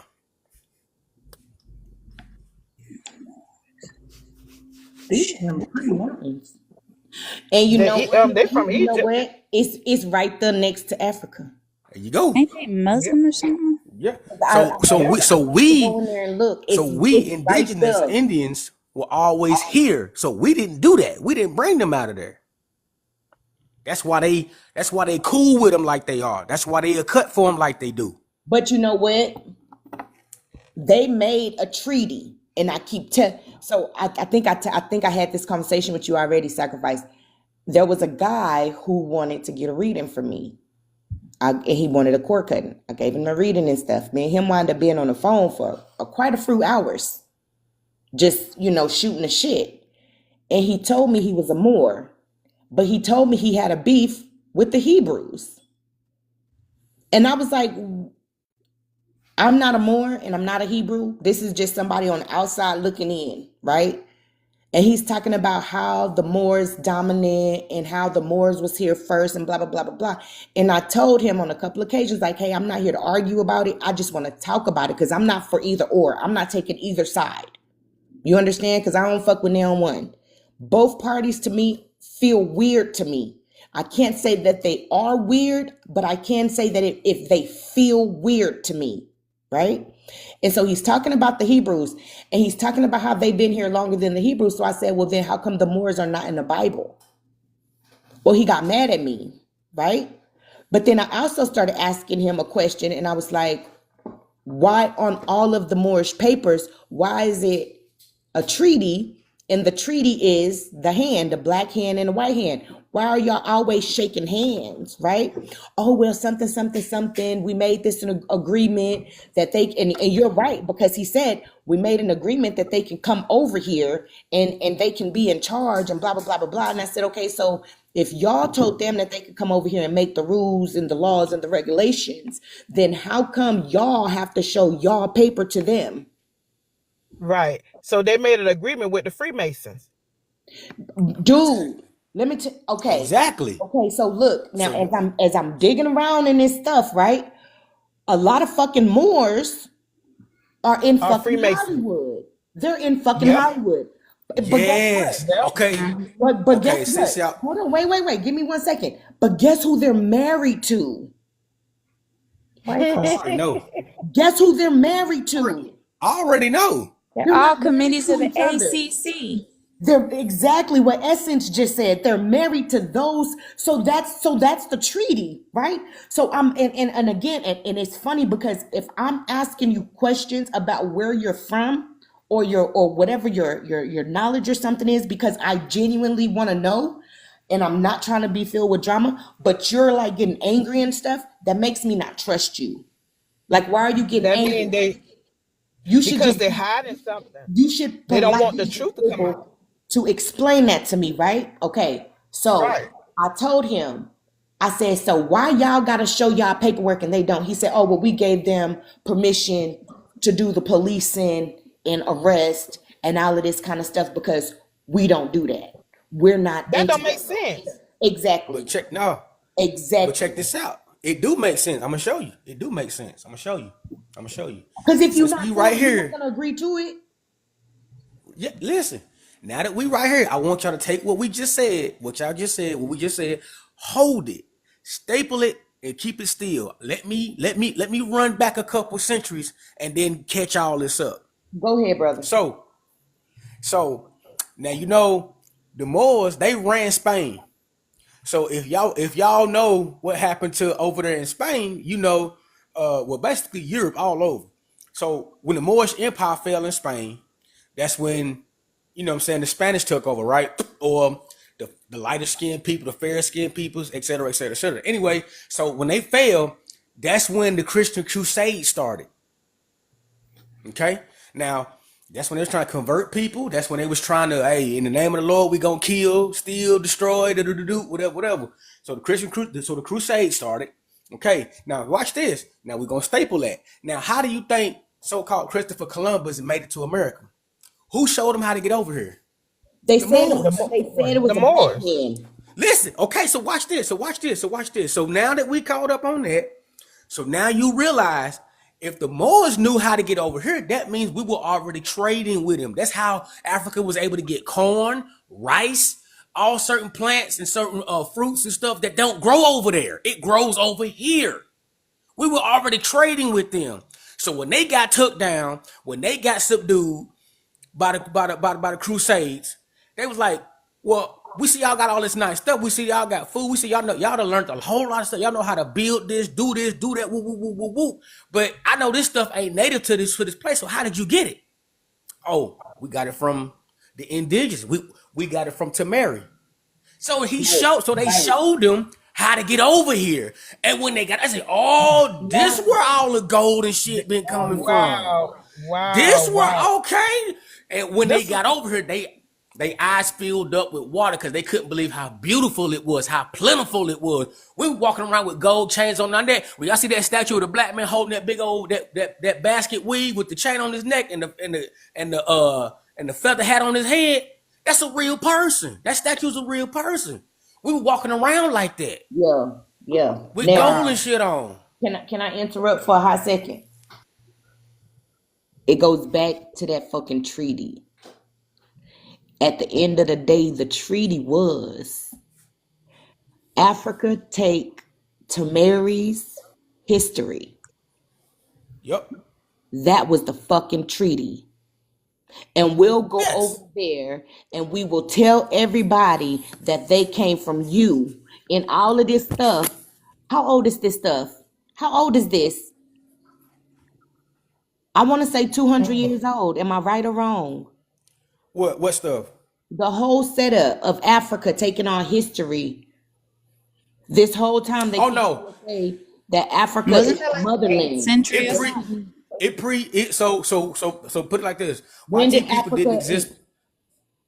YT people didn't exist before 1600, so it was at least in the middle 1600s, because you got to realize that's when when they got over here, they started, oh, we about to set up. So you got to realize the independence, Declaration of Independence was signed in 1776. So we got to at least give them at least about 100 years. So I'm gonna say mid to early 1600s, because they were created around the 1600s. So how long They has did this they, been going on? It's been going on since the birth of America. So we got at least, so by now we got to say at least the 400 500 years. I was going to say about You think America? You think these that Europe and Africa started planning the Yes, trade of our history yes, 500 years ago? that's yes. Wow. Listen, check this out. If you And out that's here, why I let's put don't it like like, Dr. Umar. That's why I don't like yeah, him. Keep going. listen. Let's use this. Let's use this like some mob joint, right? Let's Sopranos, the Italian, whatever. Let's do it like that. Okay. If you out here running and gunning, right, and then finally your ops finally get strong enough to take you over, you don't want to get took out completely. So what will you do? You'll settle for a plea deal, right? Which is what the Moors did. Exactly. So now you're an agent. That's why when you go to jail and you tell, you become an agent. It's a plea deal. Okay, we know you did this, but we gonna word it a different way, and we're gonna cut your time, and we'll probably put you back on the street so we can pick up the people we really wow. want to get. So I told all of y'all about the time I went to jail, right? Right. So I ran into this man. He was a Moor, and it was a group of them, like maybe 75 of them. Okay. Now, the same way that I don't know nothing about Uggs, unfortunately, I didn't know nothing about going to jail. I didn't know nothing about it. I didn't need to, so I thought, because I don't fuck with the police. I don't go to jail. You know what I mean? Like, I'm a legit person. That's what I thought. So as I'm going to court, I meet these Moors, right? And it's one guy, he's like, yeah, I'm gonna help you become a Moor and da da da da. We're gonna help you fight your case and all this stuff. So he kept having us come to his house, right? And this, I can't say I have a problem with, like, I can't say what they're doing is wrong, maybe, but I can't say that. All I can really say is how I know they made me feel, you know? And I didn't like it. But anyway, every time I came to his house, and I get it, you know, you want a payment, like, I get it. But at the end of the day, y'all, I didn't get nothing. But every time we would meet up, he would say he wants something like, oh, can you stop at the pizza joint and bring me like two large pizzas and blah blah blah, you know? But I never got nothing out of it. Do you know, I kept asking all of them, how do I put myself back on the calendar to go see the judge? They kept telling me to do it, go see the judge. And I'm asking them, well, how do I do this? You know, none of them told me how to do it. The person who told me how to do it was a white woman that was in the probation office. And that whole jail situation and a lot of other situations that I have been in is how come I don't really have a problem with Caucasians. Because there's been many times where they came through, and I don't know if this is part of their plot and plan or game or scheme, or if this is just how, you know, God favors Pisces, but they helped me. I'm not trying to be funny. Like, I was in a courtroom, my sister, the DA, a black man and a black woman trying to put me in fucking prison for 9 years. You got blacks and Mexicans on the stand, like the jury. They black and Mexican. They all found me guilty. And the person who gave the most about me was the judge, a white man. But you know why that is? You know why that is? I'm waiting. So you got to realize that when you're indigenous, I ain't talking about mixed blood from this and mixed blood from that. I'm talking about when you really from Tamari, the energy that we carry. YT people know that they don't really want to cross that energy to the point where they put karma in their path. That's the one thing they do. That's why in these movies they tell you what they doing. They just don't gotta break it down and explain it. They do their best to absolve themselves of karma. We have the power to put it on. We have the power that anything anybody do to us, it will circulate back. We are chosen like that. So what they do is they'll play friends, they'll play buddy, because they do what they can to absolve themselves of karma, especially when they done already been hit with a lot of it, practicing YT supremacy. When they know that it's real, like, man, I done got hit too many times, so they start learning to be fairer. What they'll do is, though, to exercise the way they really want to be, they'll use another group, a subgroup, to carry out their missions. You see what I'm saying? Because it absolves them of the karma because they didn't actually carry it out. Got it. I see. And that's how come I said I don't know if it's a game or nothing, but I also I do feel like Quakers are real. And I'm in a place right now where I really hate that what I think I know. It's a belief now. It's no longer what I know. It's now I have to say I believe because I'm seeing way too many comments.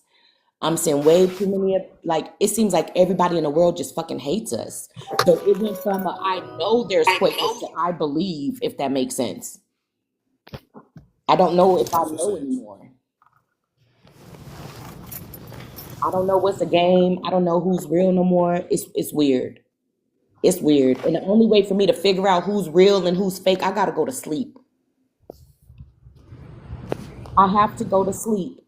And it's so interesting because everybody think that sleep is a dream state, but I think being woke is a dream state. And now this is something that I'm programming myself to do, may it be crazy or not. It's the opposite of everything that I've been taught. It has to be the opposite. I feel like when we are woke, this is the dream state because in this state, people can lie to me.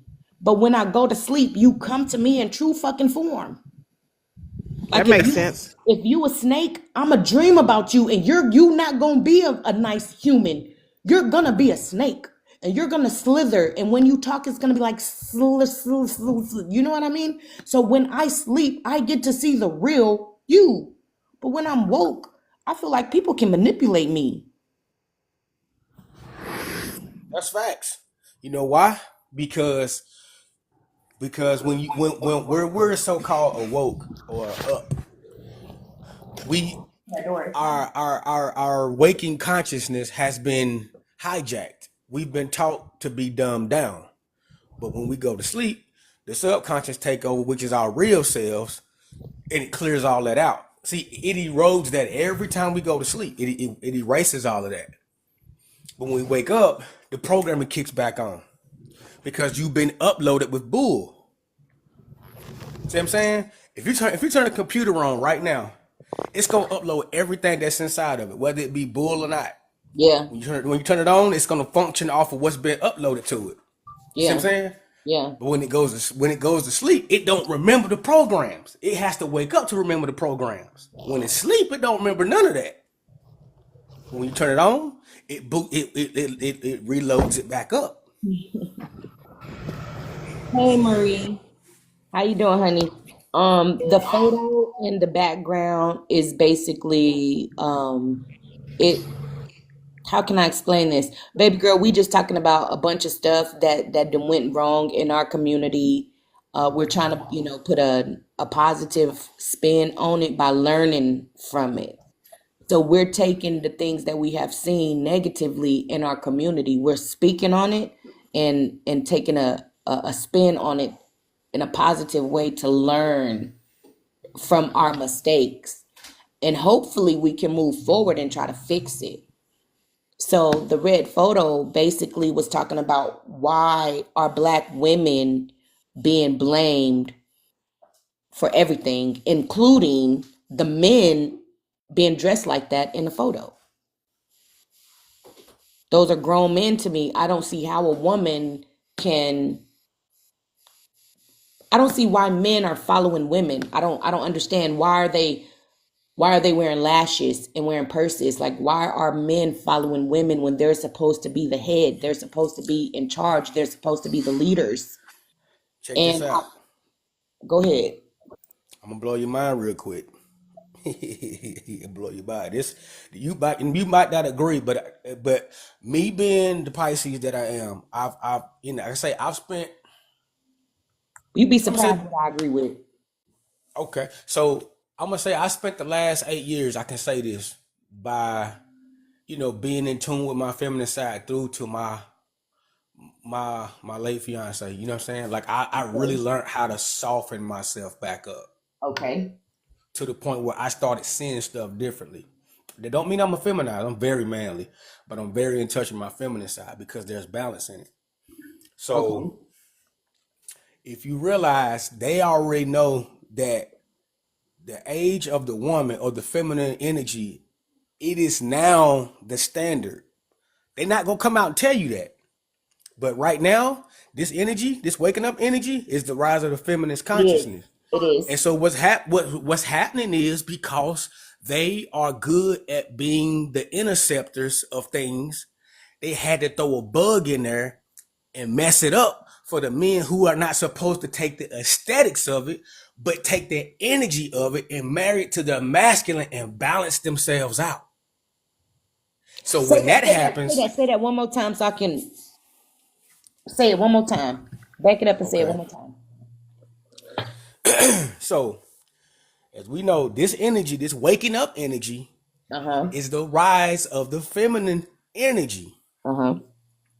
It's supposed to take its rightful place, and that's what's going on right now. But because the people being who they are, and the agents and their co-conspirators being who they are, they had to throw a bug in there so that when it got to this point right here, it would be a lot of men that would miss the mark, take the aesthetics of it, you see what I'm saying? And not take the energy for what it is and balance it out with the masculine energy. They got basically what they did was they took a rubber ball and tripped them up. Put it like that. We supposed to be running to the energy to get in tune with it, put Correct. it with ours, balance ourselves out, so Correct. that way the women once we finally understood what certain things were supposed to be and what we're supposed to do with our feminine energy, they could come in, cultivate us. Once they cultivated us with the feminine energy, it would balance out the masculine we have, and now she would have a balanced man that she can do Correct. wonders with. Correct. Correct. Correct. The Because I'm energy gonna tell you was right now. Go ahead. the energy was for men to understand women, and feminine Yes. energy for men. I mean, masculine energy for women was so that we can understand our men. But I do see a lot of men, they're taking that feminine energy and they're using it, which does not make sense to me. Because how do you take feminine energy and use it against feminine energy? Yeah, that's the rubber ball that they threw and tripped us up. This is what's supposed to happen. Oh man, I was dreaming about this the other day. This is what's supposed to happen. Because when you in love and then you lose it, or not saying just because of breakup, but just because life happens. You start going down this rabbit hole. You start trying to figure out what does it mean to really be balanced out. And this is what I got from it. The way I go out here and tend to my garden, that's feminine energy. I have to be soft with them plants. Yeah. I have to prune it. I have to prune it, of course, but then I have to also cultivate the soil. I also have to carefully take off the produce that it produces and take it off the right way. If you snatch on it, the tree will go in shock and it won't produce any more fruit. Right. You gotta prune it the right way. You see what I'm saying? So what I'm saying is, once you learn how to get in that energy and do what you're supposed to do in it, I'm telling you, the woman that is ready for that kind of man, Ready she for. will she will listen, she will create something that's so powerful. Because let me tell you right now, y'all already know when a woman is set up right and she get the man that she can mold the right way, if you notice, they don't tend to lose after she get him right. They start going up. That's right. That's right. They start moving, they start going Man, up. Once you get him right, they start going up. They let stop me losing. let me piggyback off that. Now, this is how come, and I feel like this, you got to be very careful to the videos that fucking go viral. You got so many people out here talking about how marriage ain't worth it, how relationships ain't worth it, how I just rather stay single. Because when the divine masculine and the divine feminine get together, they can do anything. Anything is possible with the divine masculine and the divine feminine. Mm-hmm. Yeah. So what I'm saying is, Hey, Chris. and this is the problem about looking outward.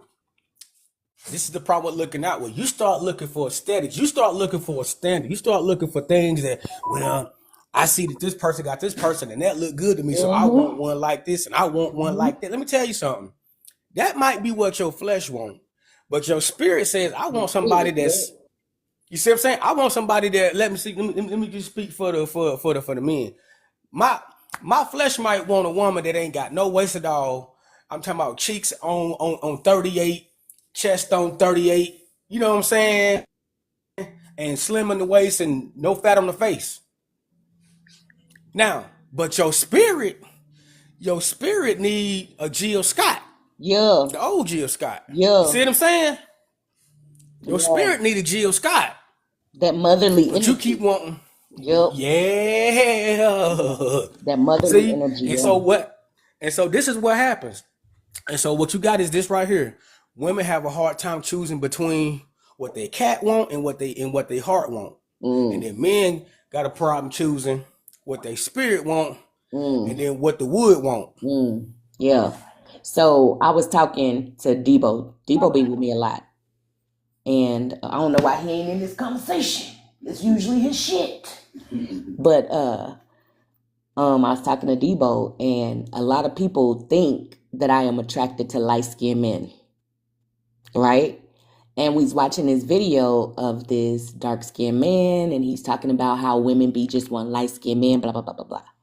So I told Debo, I said, you know, when we're young, like when we're in school and stuff, it is. It's like, ooh, we like the light-skinned boys, right?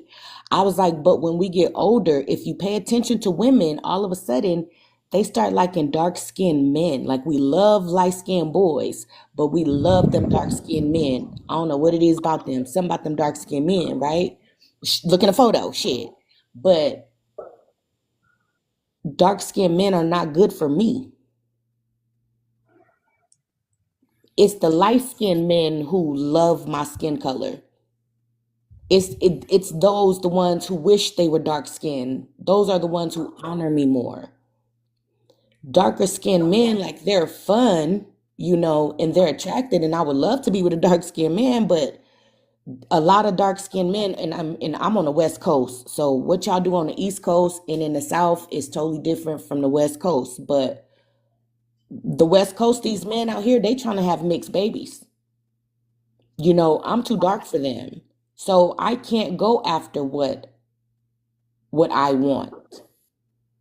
You know, I get what's best for me.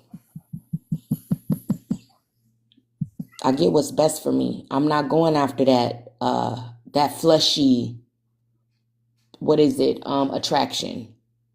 I'm not doing it. Cause I love me something that look like Idris Elba. Them things are sexy. But yeah, lo and behold, at the end of the day, even though they sexy and they're very attractive and stuff, I have to go where I'm gonna be treated right. So you right about that.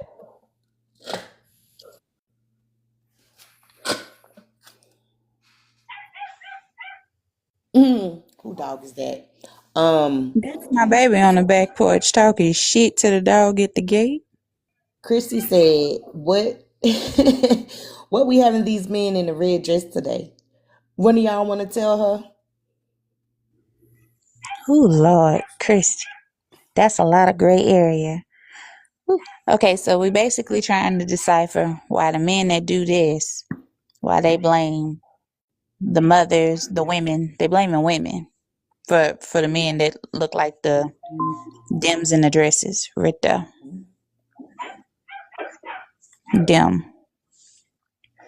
And how is it our fault? How is it the black woman's fault? How does that resort back to being our fault? Right. Right. You know what? This takes me also back to Zeus Network, right? Zeus Network is destroying little girls.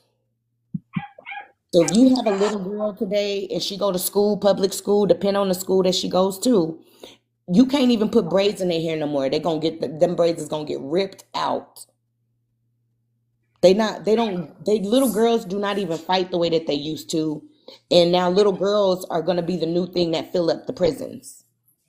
Okay? Let me ask you a quick. So, Go what ahead. network was this? Zeus Network. So say it again. Zeus, of course. Of course. So y'all hear that? Y'all hear that? Y'all hear that? Y'all hear that Greek god name? Mm-hmm. Now this is funny. We don't. This is Go where it ahead. gets funny at. So I went in and did some research on who did the network, right? And I was just checking. I don't have no little girls. I just wanted to know if Zeus Network could be sued. Come to find out, it cannot be sued. You cannot sue it. One, because it's for grown-ups. They tell you it's not for people under 18. And two, it's subscription based. I never knew that. I have never seen anything on that network. Never, nothing. And so now I want to know who made Zeus Network. And it comes from, it's a black boy who's supposedly the CEO of it, right? So then I went in and to look at his parents. His parents have connections to Detroit. But guess what? You can't find their roots. You cannot find their roots. So where are they from? So where are they from? And why the fuck are they over here trying to destroy our children? Because they not from here. Anytime there's some goofy shit going on, they ain't never from over here. I'm telling you right now, these other places, they don't listen. The richness of the soil was one thing. The gold was another thing. The crops and the fruits and the plants was another thing. But then all of a sudden you got the energy. The energy are the people. It's us. They want to destroy us so bad. So I'm telling you, destiny swapping is real. Energy harvesting is real. They need us to go into a low vibration. You got to realize Tamari was the highest vibration. That's why it got called Tamari. Tamari was loosely translated love land. You said it's called Zeus Network. Yeah. This all that baddies bullshit everybody be Yes, talking ma'am. about. Yes, ma'am. Wait a minute, Miss Kiwi. I just had a whole argument with somebody on TikTok, and I went to a young lady's live. She was a light-skinned young lady, and they were talking about the Marvel. You know, I don't keep up with that. I like what I like, and I can't never decide from. But one of them comics, Marvel, DC, one of them. And so I said, "Boo, what they talking about?" Because I was just modding. I really wasn't paying attention. And the black dude comes up, "Look, B, we ain't talking about no baddies and we ain't trying to do no hood tea." And I looked at him, I said, "Wait a minute. You color just like me and you gonna pick the chocolate girl to talk stupid too?" And he automatically identified me with something ghetto or tyranious Yeah. and uneducated. And I said, "Baby, you might need to revamp your mental and try that shit again, because don't mistake country for ignorance. And don't mistake my brown skin for being ghetto or ratchet or hood, because I'm not." Yeah. And then Those are tropes. ACC, an albino cockroach committee, human being, ACC, he decided to chime in. He said, "Man, I slap black bitches like you." I said, "Baby, you just signed your own death certificate. Where you stay at? Like, where do you live? And what gave you the audacity to think that something as low as you could even speak to me? What gave you the audacity to think that you could?" So And I'm about to go left, and people like you and people like me. So you automatically took my skin tone and this gray hair and assumed I was one of these Zeus things. And that's weird, because my daughter comes home talking about this baddies crap. yeah. And I told her, "You ain't no damn baddie." Yep. And you know what? My niece cried over it because she cried because she said she wasn't a baddie. I let my baby know. I said, "Whatever a baddie is, you're not. You are Hootie." And I say Hootie because we're on TikTok. That's my kid. But you are Hootie. And Hootie is beautiful. Hootie is herself. Hootie is not like any other kid at that school. Hootie don't wear no tight clothes. Hootie is modest. Hootie is a young lady. whatever this baddie shit is you're coming home talking about, baby, you are not that. And then I looked at the girls when I dropped her off at school that she said were Natalie Nunn. the Let me baddies. see. Let me see I where said, Natalie. baby, them teen moms in the making. That's I'm finna go to jail at 13 for trying to skip school. Yup. You ain't no And I'm gonna tell baddie. you right. This thing ain't working. But yeah, that's the whole point about it, man. Like they really not understanding. They really not understanding that this stuff is to warp the minds of the next generation. You got to realize how long they've been fighting us, and they haven't got rid of us. They have to target the youth. In every generation, they got to keep working and keep working and keep to the point where they come out already destroyed. They come out not even having hope. They come out not even knowing that achieving and being better is possible. That's where they're trying to get it to. And so they're going to bring any and every other group and every degenerate they can flip and turn and every other group over here on the boat. They're going to do what they got to do. And they try to. And I live in a community. Look. So baddies, right? The guy, it's a guy. It's a black guy who's the CEO. Come to find out, he's not from fucking America, right? So something just said, where did Natalie Nunn come from? So Natalie Nunn was born, she's an American, right? But guess what? Her mom is fucking Puerto Rican, and her dad is French and Irish. Wait a minute. Lemuel Plummer is the CEO of Zeus Network. This motherfucker got his education from Full Sail University. That is an online semi-accredited school. Girl, this girl's not, they're not even us to come over here and destroy our fucking children. They're not us. That's how come, that's why Kendrick came out and said they're not like us. And they're not. They're not. And he not talking about the Mexicans. He not talking about the white folks. He not talking about the foreigners, He's the talking about other ones. people who look like us. They're not, Natalie's not black. And people, we keep trying to claim these people. You cannot make a law for a land if you are not from that land. You cannot just go out and claim Caribbean people. You can't just go out and claim Puerto Ricans. We can't just go and claim Mexicans. We can't do that. This bitch is not, she ain't even American.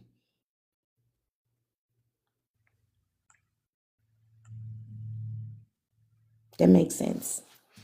Puerto Rican and Brazilian. She's an off-name brand. Her roots trace back to Puerto Rico, Brazil, France, and Ireland. Are you kidding me? And this is when I say it becomes our fault. And you want to know, this is the crazy thing about it. This is also how you can tell people don't love their children. You don't love your children. Why is you even subscribed to Zeus? You don't love your children. Why are you giving money to the very people who want to destroy your children? That is not a channel we have. I think when she comes home talking about it, she sits with a bunch of little girls who parents think baddies, housewives of whatever. Exactly. These little girls she think are the idealistic. And she came home with such a strange way of identifying herself. She said, Mom, I'm just a mutt. And I don't even know how I'm a mutt. And I looked at her and said, what do you mean a mutt? And then she starts explaining how everyone claims, oh, well, your mom must have been with some ACC dude, because how else could you look like that and your mom's so ugly and dark? And I said, baby, you realize that the girls that you're talking to, their black daddies had to go screw outside the race to get like that? I didn't have to do that. I got that on genetics alone. I didn't have to step outside my race to obtain a light-skinned baby. I said, so this thought that they're starting to put in your head about your skin tone, please tell them people to kiss your ass, my love. Please, I'm begging you. You didn't have to go get a perm or a Jerry curl to have pretty curls. You didn't have to wake up and put 20 pounds of makeup on like the little dark-skinned girls that they mama's dating the ACC do, so they got to look a certain way because they mammy do. You don't have to do any of this. You don't have to walk around with your assets hanging out and stuff. You ain't got to do none of this. You're beautiful on demand. You literally, Miss Kiwi, when I say she wakes up, she's beautiful. She beautiful and going through puberty, and you know puberty is a witch. Girl, I was ugly for a long time. She is beautiful. I I mean, was, this I was, baby is just, she's beautiful on the inside. I was It's a ugly difference for between being beautiful, I but was then to ugly be for beautiful 12, 13 inside. years. I still tell people God made me because he wasn't too fond of ugly, but he damn sure wasn't fond of pretty either. So I exist. You're welcome. I have cute features, and you put them bitches together, and I look good. See, That's my notion in life. it looked like my I baby have just cute got features. on. That's my baby girl right there. And my Oh, baby, hey. she's dark. I had a dark, beautiful baby. And I had a light skinned, beautiful baby. And it's so crazy because people tried to tell me that my baby daddy was not my baby daddy. Now, this is funny. I'm dark skinned, my baby daddy, light skinned. The dark skinned baby, everybody's like, oh, that's his kid, that's his kid. But my light skinned baby, the one that's exactly the same color as him, I was cheating. See, I think that stuff be so ignorant. I was cheating. My And you son know, is considered dark, but not dark. He reddish tone. and that's what I'm talking about. Some things, like Sacrifice said earlier, we cannot blame, the government for. Even though they do start with these programs though. I want to say, like, we should be able to beat the programs, but a lot of people don't believe that there's programs. Colorism You has can't. been genetically embedded into people's DNA over the Yeah. last, I'm 33, I'm going to say since the mid 90s, because I'm a 91 baby. No, colorism been out there since the 50s. I'm gonna go ahead and tell you now because you got to believe out of Jim Crow South, they might have hated us, but you got to remember there was a law that a white man could walk in your house and you couldn't do nothing about it. So if he wanted to come in there and take some cat, he could. That's Jim Crow South. That was Mm, real. it So you was, had a lot of mixed babies coming up out of that rule. yeah, Jim yeah. Crow did not So leave. My Jim Crow did not leave. My queen, the reason that the picture's there, that picture getting some attention a little bit. The reason that picture's there, babe, we're talking about programs in our community.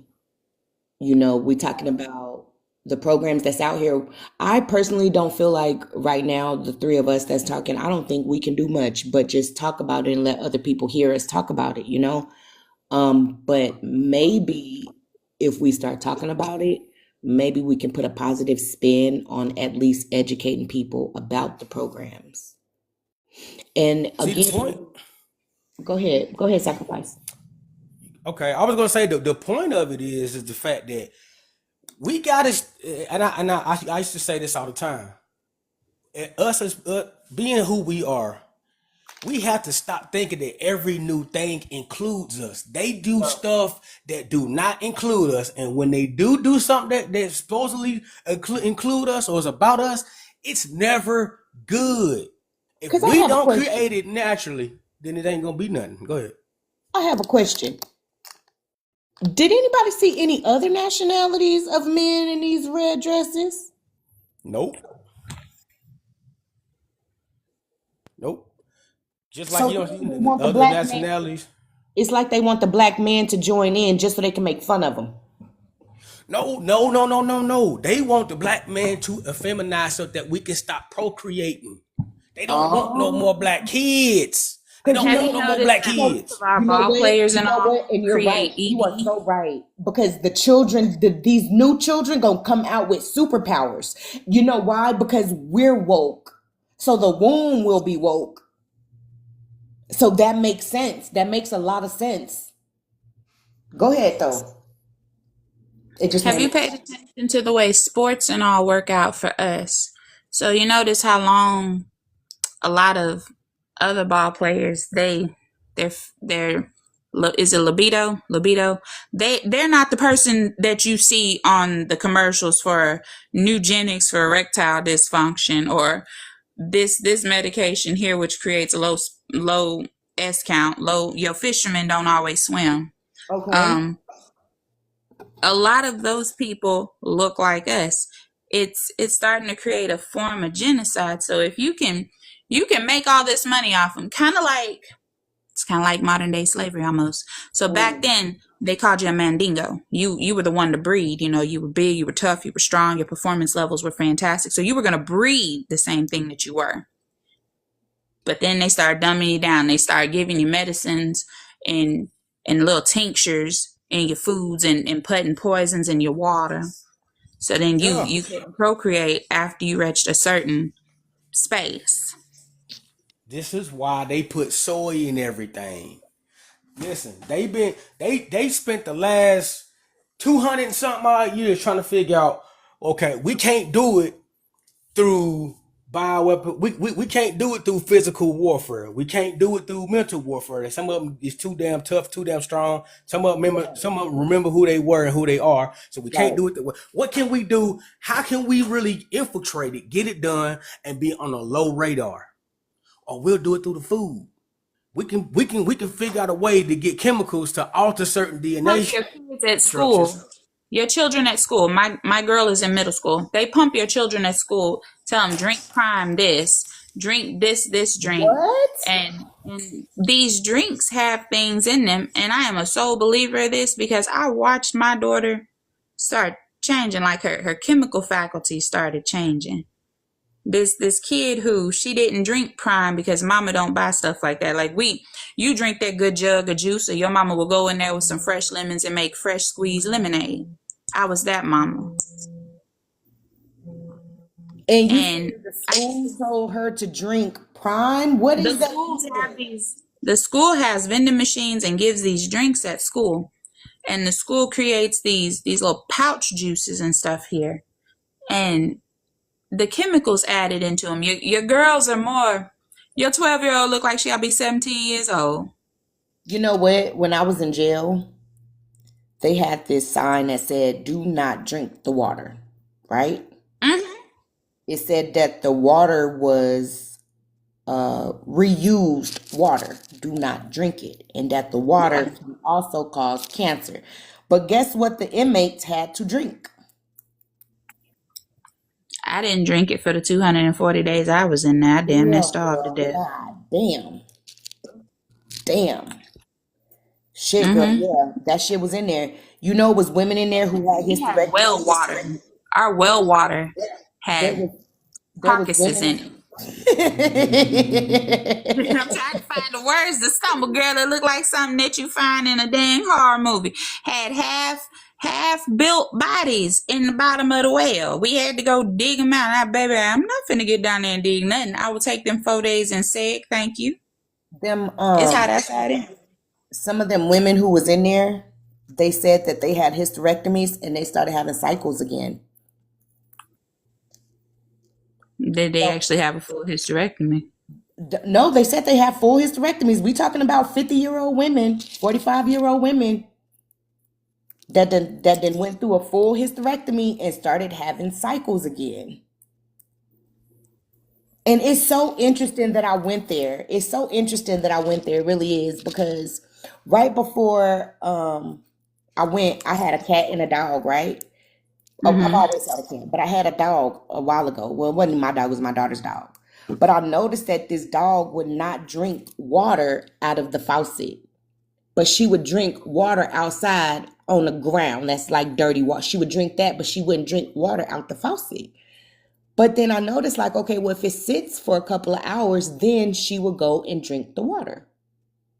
So I had to do some research on it. Well, the dogs and the cats can smell all the chemicals that's in the fucking water, so they won't drink it. But if you let the water sit out for a while, the chemicals start to come up out of the water. So when and it was like they taught me right on time. They taught me right on time. And so when I went to jail, they give you water, like water, or you can order sodas. And I just had a whole bunch of fucking sodas, a shitload of sodas. And so I would tell the girls, like, okay, well, here's a bottle, put your water in the bottle, leave the top off overnight, and in the morning it will taste better. And the girls started doing it. We even got to a point where we was getting water straight out of the tap and drinking it and comparing it to the water that you left overnight. and the water tastes a whole lot different. It don't have all them chemicals and stuff in it. So it's a lot of stuff going on. And again, remember the frogs that that they said was turning into girls?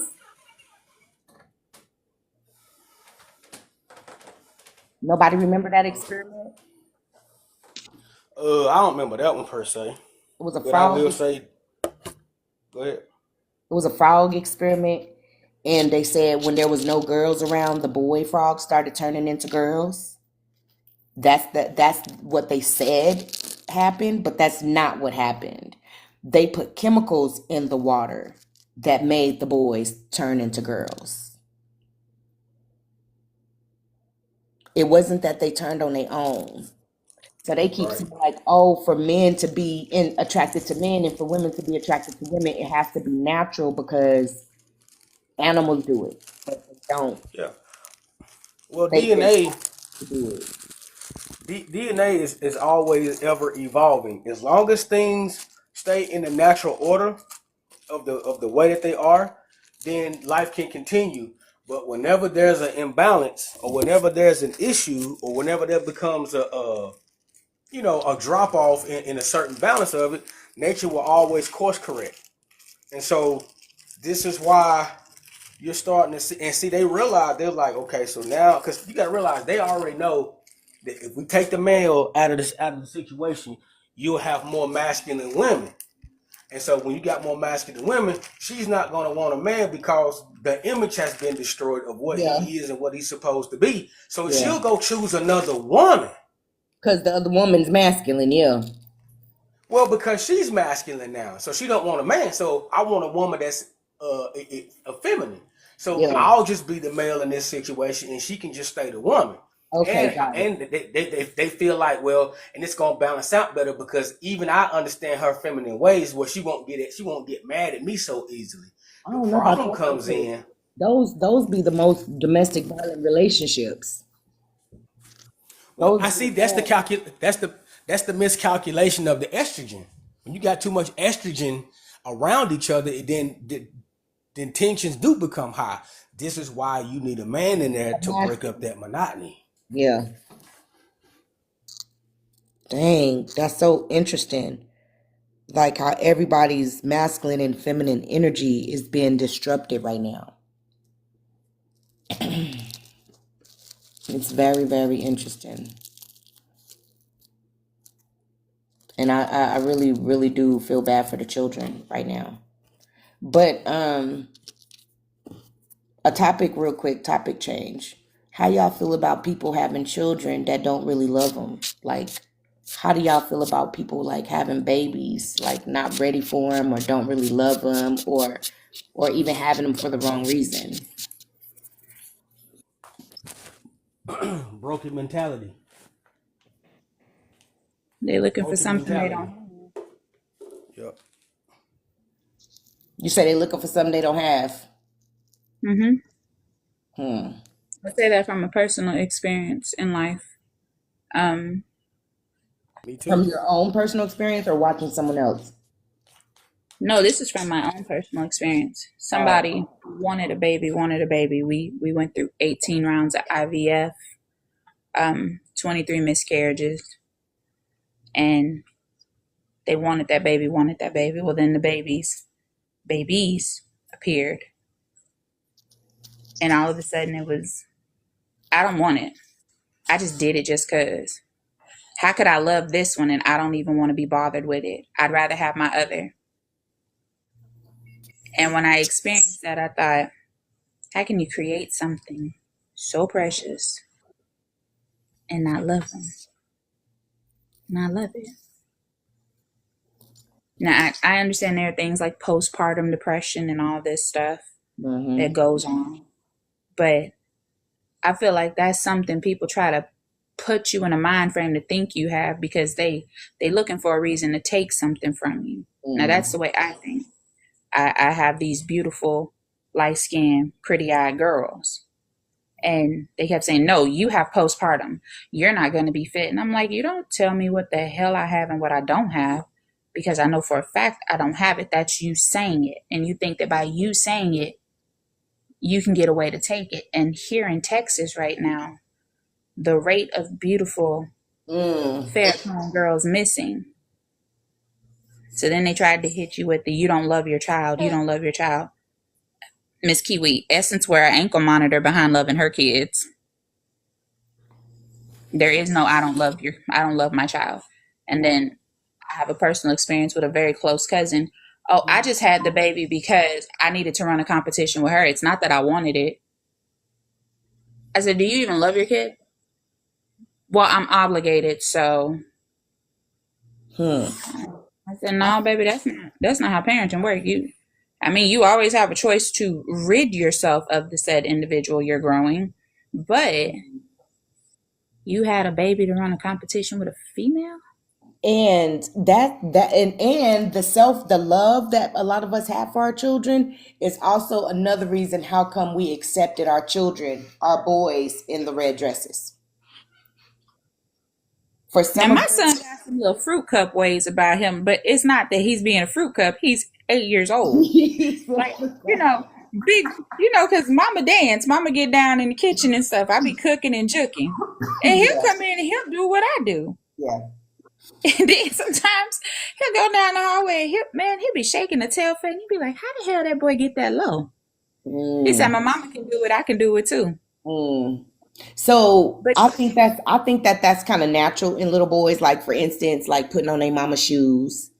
I think that's natural for a little boy. And the reason I think they put on their mama shoes versus their daddy shoes, because daddy shoes is usually heavy. Mama shoes and are I light. figure it all. Yeah. So, I think I think it's just, and then they imitate us, I do believe that children need a man and a woman in the house. I do. I genuinely do believe that. It But makes a difference. it does. It really does.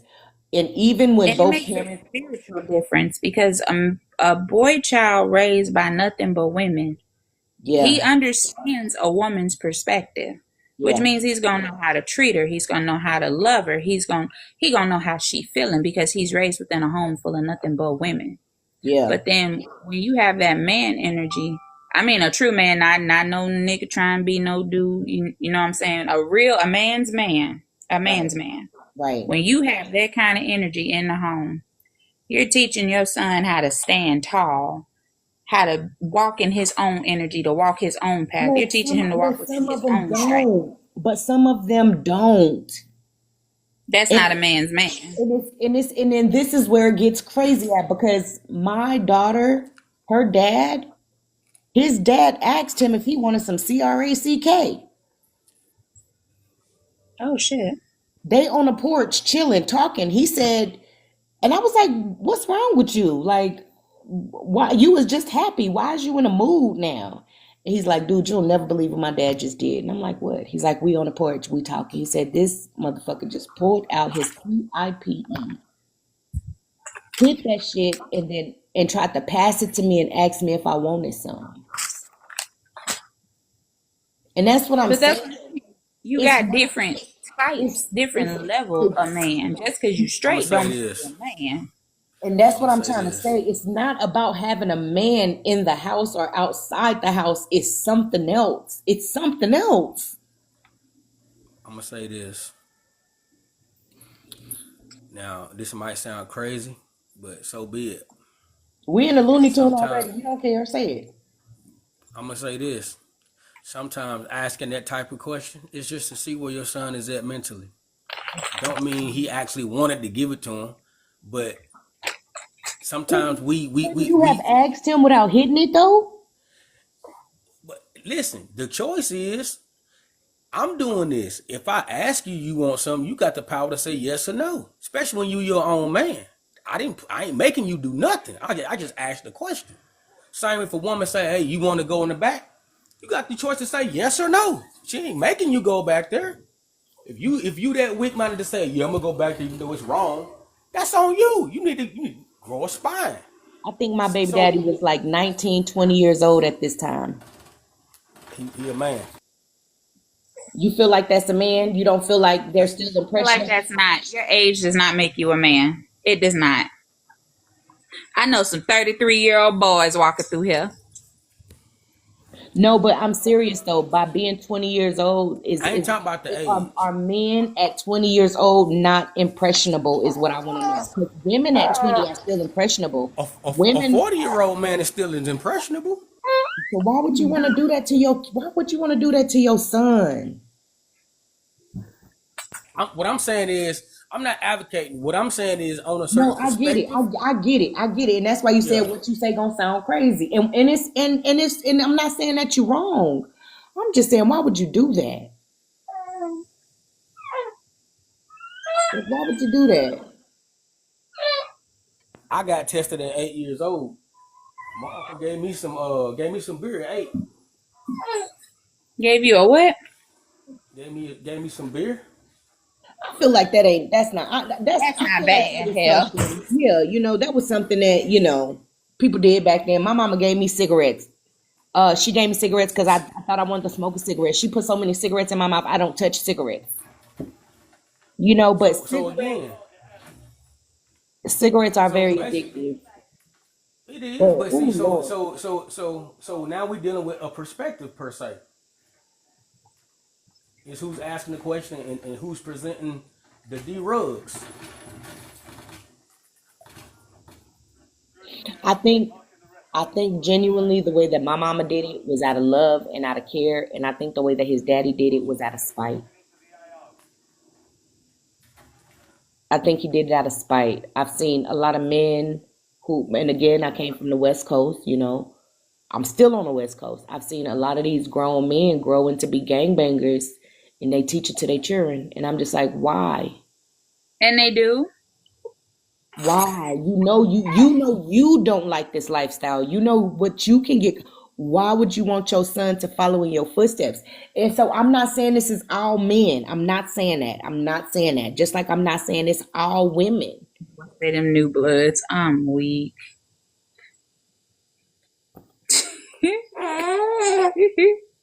Dang. Dang. Oh, Hey, but now you know something. A real fact about the statement he just made. I found out that them people they get bumped in the gang. It ain't jump in all the time. Sometimes it's bump in. I think that's why it's called gang banging. Exactly. And tell me how come most men that you know that claim to be a gang banger are more loyal to the dudes in that quote unquote clique Yep. than their wives, Yep. Because they got girlfriends, fiancés. Because they be holding secrets. Hey, you want to hear a sentence? I'm gonna repeat a sentence, and I just want you to listen to it, okay? Mm-hmm. I'm gonna repeat it to perfection, and I'm gonna stumble over the words I can't say on TikTok. Okay. Hey, Big Daddy, it's Toon. I can't wait to see you. I want you to bend me over the back of the car, pull them down around my ankles, and I want you to go ham like two Remy 500s going 250 miles an hour. What? Until something red falls. And then I want you to turn around and I want you to shove it down my throat. You heard that sentence? Yeah. They came from a man. That came from a GD who was more loyal to the person he texted, was supposed to be his godbrother, who's also his superior in the GD clique. And I married that man and was married to him for 5 years. He said pineapples. He said pineapples. Pineapples, baby, look, pineapples, cantaloupe, watermelon, pick one, dragon fruit, cherries, peaches, plums. Let's go down the fruit tray. He said pineapples. He said, I quit, I tap, I can't. That is funny. Prickly pears. What's your name? The Real Smoke King? The Real Smoke King? There's no safe words over here. It's all real and raw. It's raw TikTok letters. When I tell you learning these terms and their loyalties, and I thought, and he has a son. I have an 11-year-old stepson. He'll be 12 on the 5th of this month. And he's nowhere near his son. His son is raised by 2 women. One is more masculine than the other. And I finally got tired. I got tired of having beef just because she thought a certain way about me. And I said, hey, yo, what's your beef? Oh, well, Toon said you thought you were better than me. I said, but did I tell you that? I said, so what's the real beef? How come you won't allow him to be around his son?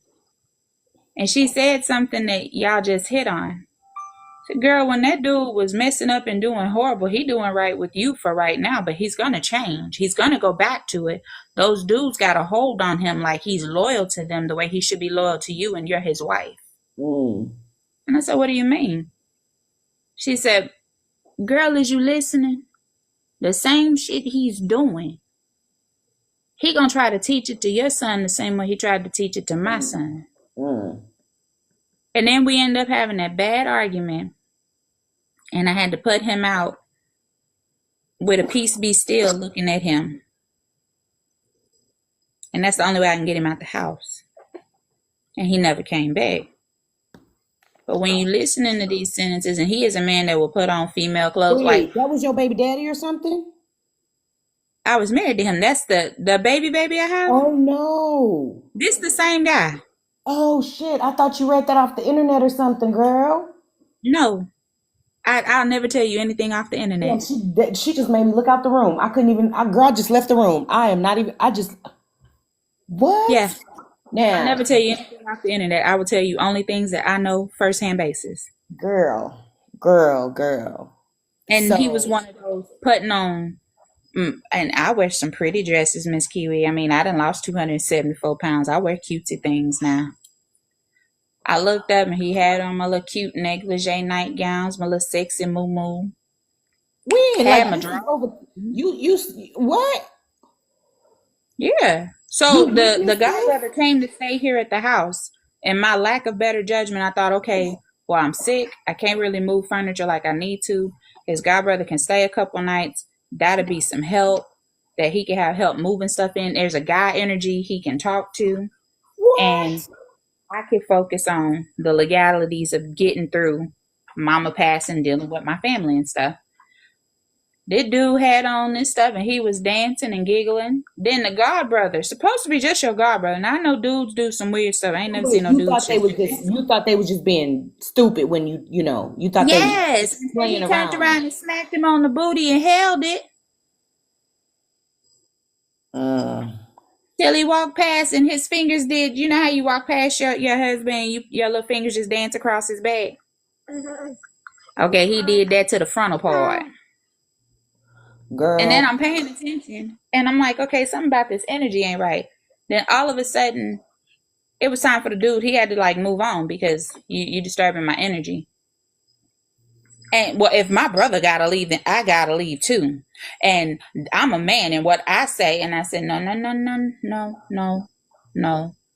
Your godbrother cannot stay here.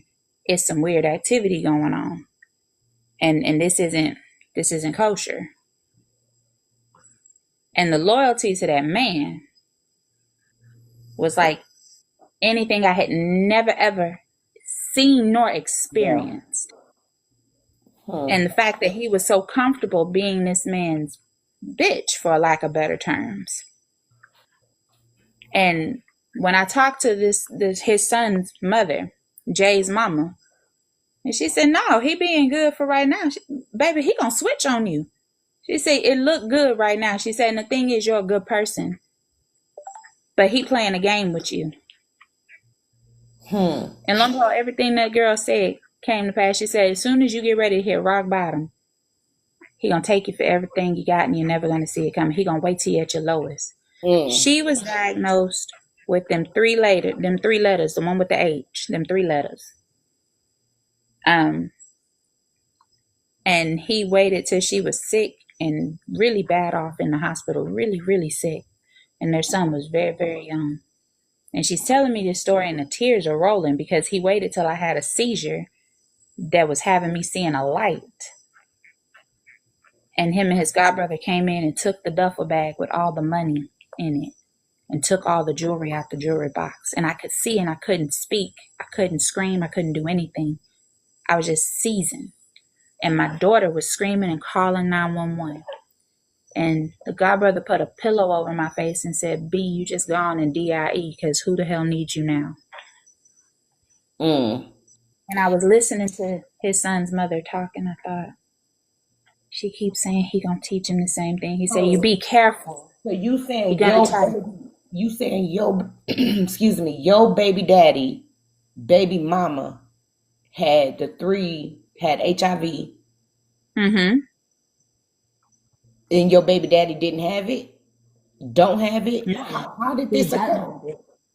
Huh? She got it when she went to her sister's house, and something bad took place there to the extent of the police being called and her being DR'd with a fight, and they popped needles on her. Oh, shut up. He got it. And she got it from a dude who was trying to court the sister, and she was trying to warn her sister about the dude. The dude wasn't no good. But no, my baby daddy don't have it. I don't have it. My baby doesn't have it. And when she said it, it made me go get tested again. I thought, wait a minute, girl, hold on. She said, no, boo. It's not him. I didn't get it from him. Okay. I got it, and she explained the situation. I said, okay. I still went and got tested anyway. I don't trust nothing. But when she's explaining the way he was acting, she said, girl, he gonna wait till you're at your lowest, and he gonna take it. And be careful about having Cash around your son. Cash is the godbrother. He said Cash is something real awkward about Cash. It is. Why would you some- name yourself Cash? That's weird in the first place. I'm Yeah, sorry. he calls himself Cash. And then check this out. Toon calls himself Toon and claims that it's behind being called after the Greek god Neptune. Okay. But it's not. It's more like it's cartoon. I was gonna say Looney Tune. Yeah, damn right, Looney Tune. That one. That's a good one. So That's a good one. me and my husband, we've been having this conversation, right? I think I had this conversation with Debo too. And we were talking about labels and people being mislabeled, right? And so it's the same kind of thing that's going on with your baby daddy in the text messages and stuff where he moved. So when my brother was, I don't know, like maybe 13 or 14 years old, Mm-hmm. his dad came down to visit, right? I don't know what happened, but they went outside to talk. And all of a sudden, my brother wanted to fight his dad. Okay? And then after that, my brother didn't want to have nothing to do with his dad. We couldn't Makes you wonder. I didn't know what was going on. Now, let me back this up a little bit. CPS had got involved and took my siblings from my mama. They didn't take me, but they took everybody under me. Okay? We don't know what happened to that brother in particular. We don't know what happened to him. But I remember we went to go visit, and he didn't want a visit. He would never come and visit. Whenever it was time for us to have a visit, he would never visit. And then all of a sudden, they put him in a house with this man. Okay? Now, this man started buying. My mama had 8 children. She's not about to go buy Nikes and Jordans and all that kind of stuff. She had a bunch of children. We were still young. Everybody's still growing. She just couldn't afford that, you know? But my mom was one of those people. She made our clothes. She had a sewing machine. She would get fabric. Everybody had brand new clothes, like handmade couture clothes. But for some odd reason, I guess, you know, for some people, that's not good enough. They need name brand stuff. And so this man starts buying my brother name brand stuff. My brother didn't want to come home. And we couldn't understand that either. Okay, so boom. My brother's old enough to where now he's 18. And this guy who my brother stayed with, his name's Freddie Downs. Okay? So Freddie puts my brother out because he is now 18 years old. But for some odd reason, if my brother need a ride somewhere, he'll pick my brother up. If my brother need like $20 or $30, you know? And I guess because that was his foster dad for some years, you know? But I don't know. Everybody just still thought it was weird. Well, come to find out, years later, his dad, when they came for that visit, asked him if that man was touching on him. So that's how come he got mad and wanted to fight his dad. Okay? All right. So now my mom comes and my mom goes to the guy's house. She stays there for a couple of days or something. And my mom said she saw something and she said she didn't want to speak on it. She says she saw this man with his 16-year-old foster kid and they both was hugged up on the couch. My mom's throat got swollen to the point where she had to go to the emergency room. And she said, I already know why this happened to me. She said, because I saw something and I didn't say nothing. That's what she said. Okay. So boom. Years later now, my brother don't even make it to 40. He passed away 2 years ago, okay? So I'm at the funeral. Now, mind you, my brother's a gangbanger. Okay? And every other little boy that didn't ever stayed with Freddie Downs then became a gangbanger. We don't know why.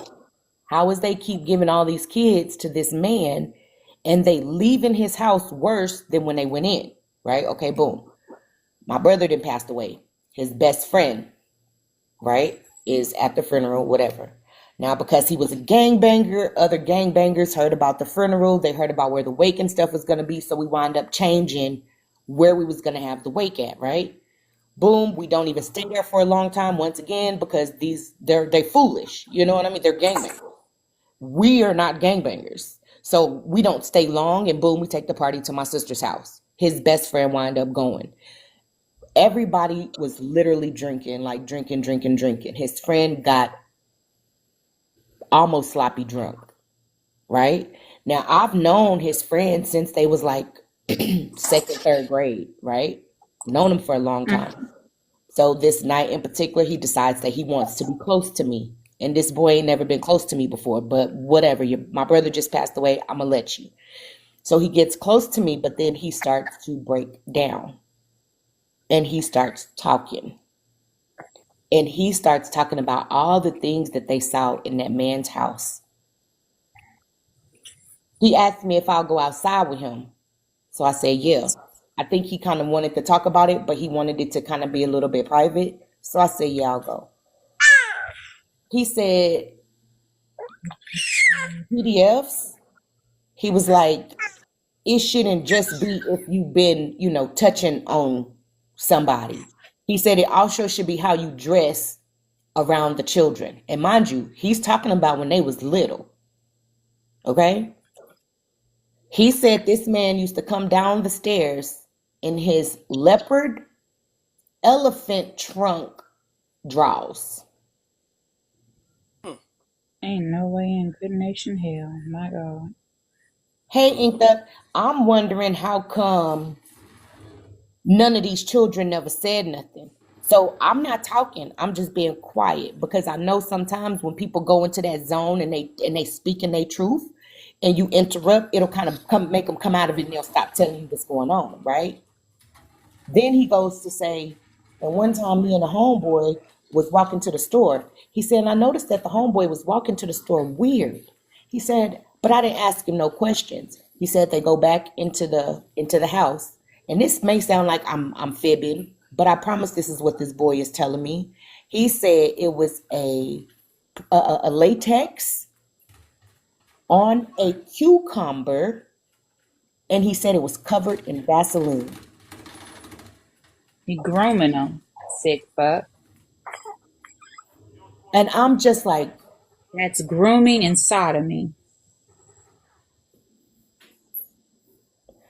yo, and I'm just thinking like that's why my brother wanted to fight his fucking dad because his dad knew that man had touched him, but he wanted it to be a secret. All of them little boys was in there getting messed with and they all turned out to be fucking gangbangers.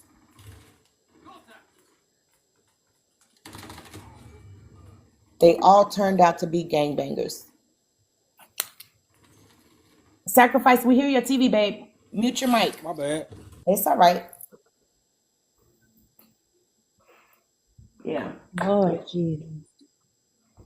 So kind of now I want to know, like, so now here you have a house filled with men, little boys, who have a man in the household. Mm-hmm. So again, it goes back to what I'm saying, like they cannot just keep saying that these are the results of fatherless households. It's what type of man is in the household, because there are some men that they may be fruitier than two left shoes, but they more of a man than the gangbanging man, the straight man that worked the 9 to 5. Janet Jackson husband did it right out in what is that movie? Why Did I Get Married? Is that it? What? What did he do? You talking Janet about Jackson Gavin? had yeah, who doing the bending and who getting bent? Yeah, Gavin. Gavin, which one was that? Dude from New York Undercover. He was a rainbow buddy? Yeah, he was Yeah. he In the was a fuddy movie, duddy. yes. What? Oh You yeah. don't remember that? No. Hey. No, it was Hey, for Color Yeah. Girls. there you go. Thank you. I have my movies mixed. Yeah, he Mm-hmm. was a fuddy. He Yeah, was she a said, funny so who buddy. doing the bending and who getting bent? Okay. Because I'm thinking of why did I get married? I'm like, he was what? I thought he was messing with the No, other I boy. had the wrong movie title. Okay. You okay? That was my mistake. I didn't watch For Colored Girls. I didn't watch it. So I And have a and theory. Oh, another it was thing, people, traumatizing. I it's have a not just theory. men that do that. It's women It's in women and men. That's what I Tom be Fisher trying was to. a real story. That's what I be trying to tell people because they're like, there's no way that there's. And I'm trying to tell people, for every woman, there's a man that is equally yoked to her, and for every Mm-hmm. man, there is a woman that is equally yoked to him. I shot behind He's you. disgusting. She's disgusting. Exactly. If she And does it, people he don't do want to it. give gratification to that. And I'm gonna tell you a step further. When you have parents who have been on DRUGs, Let me say something real quick. I need to clear that. Not all women and not all men know what their spouse is doing. I want to clear that up. Not precisely. all, That's a but fact. That I is a do. stone Okay, fact. Exactly. but we know what I'm talking about. Okay, boom. Go ahead, Cause lady. if I Miss Kiwi don't want you, she says she allergic to kids. She allergic to babies. Yeah, y'all don't do nothing but cause headaches and get her sick. Yeah, you so pretty though. Lord. I love you. I hear you. But and another thing, kids who have these issues, like okay, we know the dad did it. I know a personal incident and where the mama was the reason that the kid was like this, and then this boy grew up to have mommy issues, and not only was he every man's bitch, but he didn't know what it was to be with a girl. This ain't your part of the conversation. I'm finna find you a cartoon. Okay. Yes, ma'am. I think think that's she my just mama. called you an asshole. She That's what I probably feel did. like. Okay, this morning she's been up since 3:30. The only person get up at 3:30 is me and my mama. So I really think today she's stuck on my mama energy because she been woke and been talking noise since 3:30. It's 10:54 over here. Yes, She been on a good trip. Yeah, sister girl been on a good trip. But those mommies who allow DRUGs to alter their mind and lifestyles, when they're under those influences, they're not looking at their kid like it's a kid. And then these kids get Antoine Fisher. These kids become your escorts to the house. That one house everybody go to. Can I say And then something? why you? Yeah. Okay, I believe like children. How can I say this? Okay, I think children by accident help the enemies swap destinies with their parents, but by accident, That could be true. but by accident. Explain.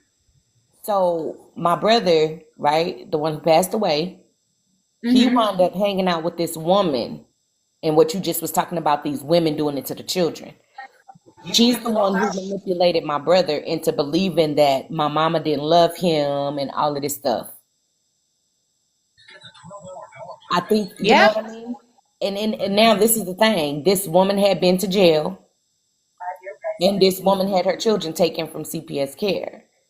And then all of a sudden, this woman, she meets my mama. My mama didn't like this lady from the beginning to the end.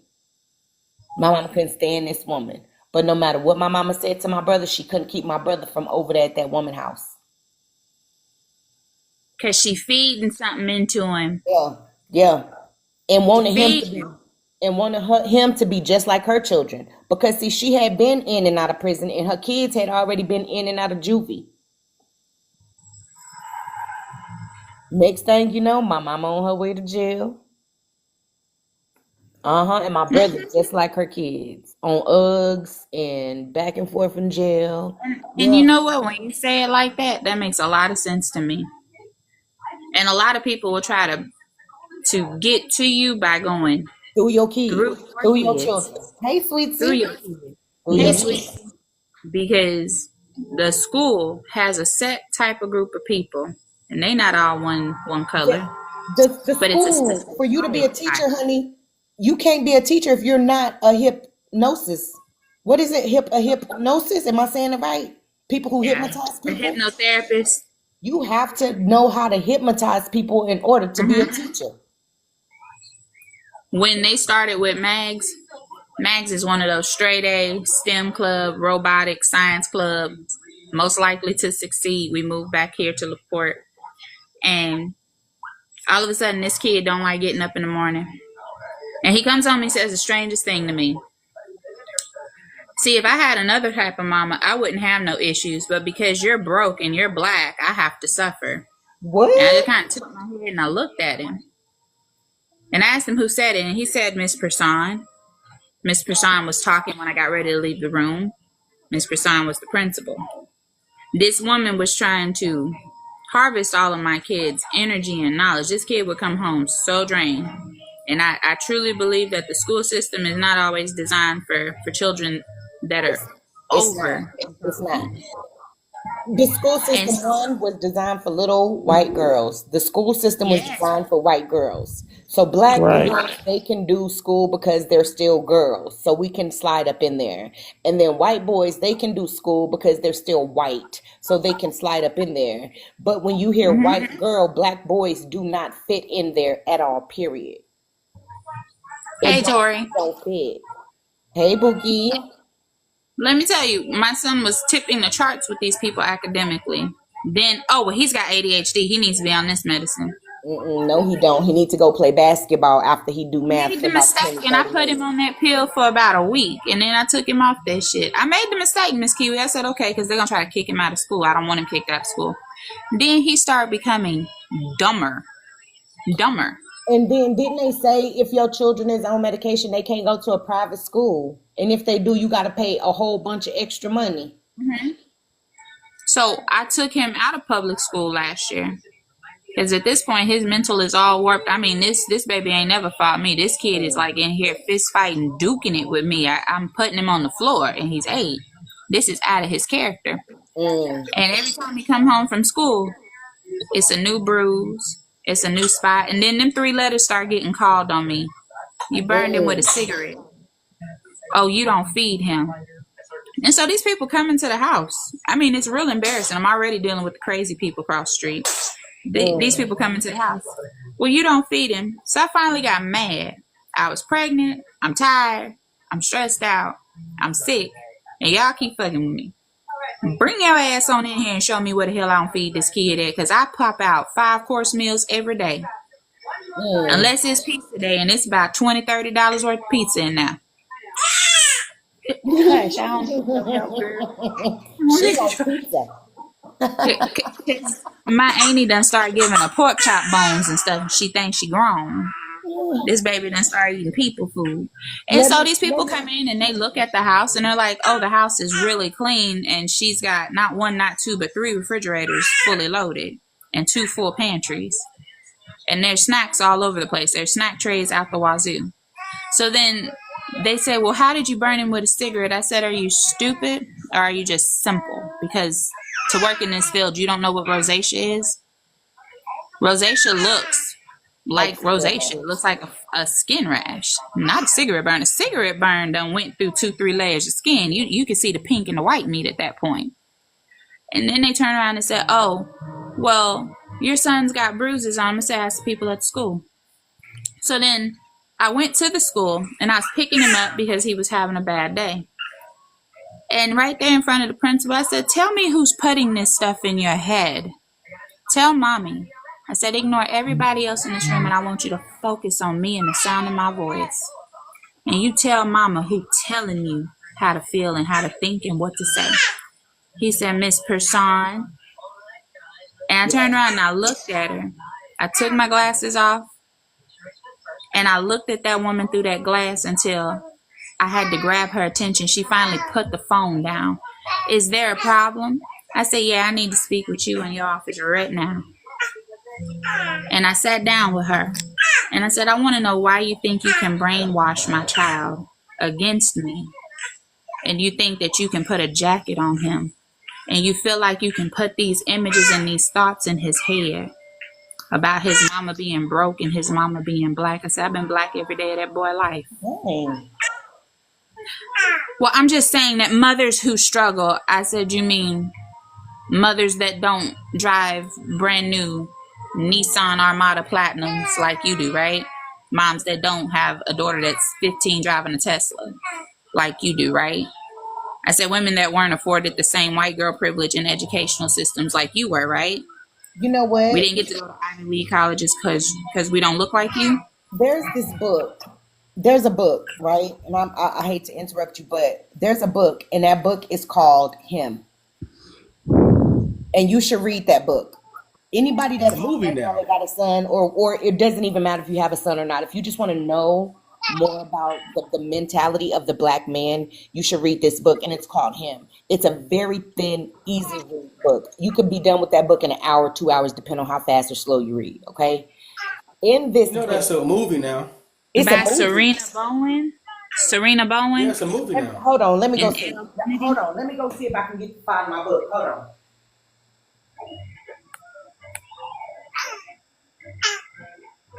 Oh, the Jordan Peele movie. Yeah. Oh, that's coming out. That's coming out this month. Marlon Wayans, Julia Fox, Tyreek Withers. Well, he's kind of an off-name brand little boy. Okay. Naomi Grossman, Gigi Erneta.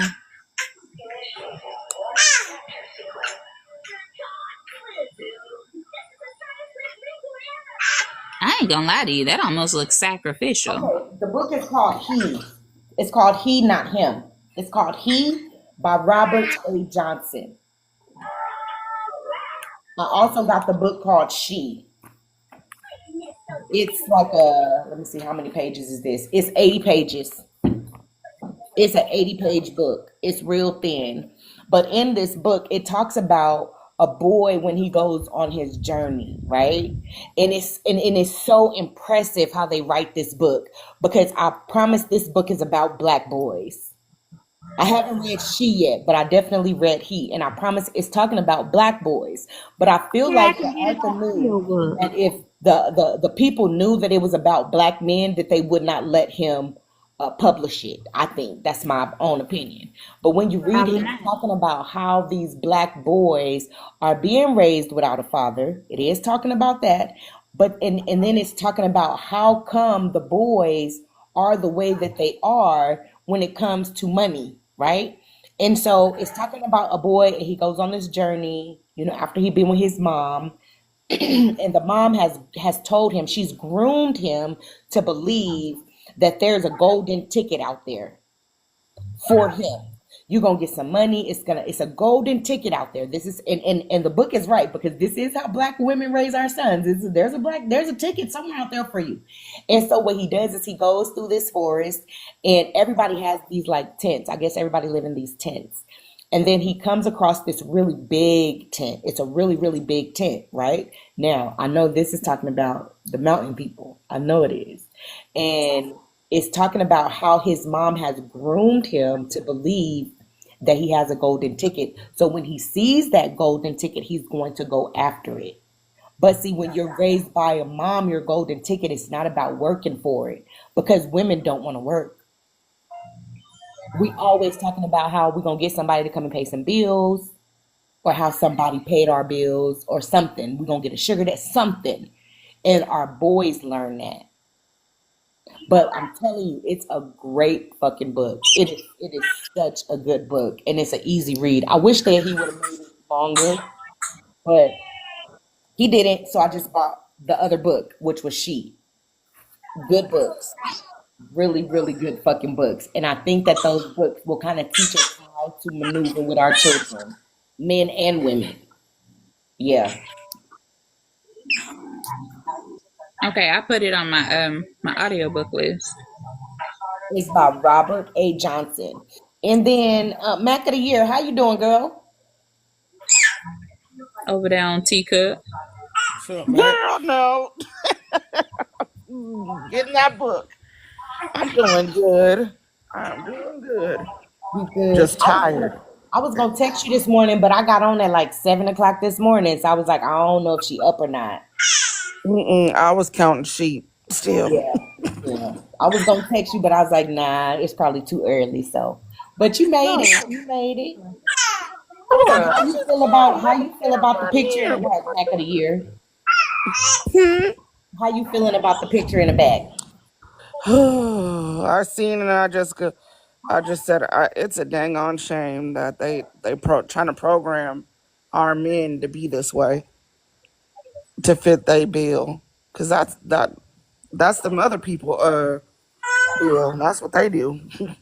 They've been doing that for centuries in private. Now they do it in open. Now they try to program everybody else to do it, but to have our men do it, I don't know why they just it's a lot of just Why do why do all three of you guys on the panel? Why do y'all think that like they can be easily programmed when How we can are they be? supposed to be like how? Why do you guys think that they can be so, or all of us, because black women too, but just in this particular area, we're talking about the black men. Why do y'all think they can be so easily programmed to, you know, wear these dresses?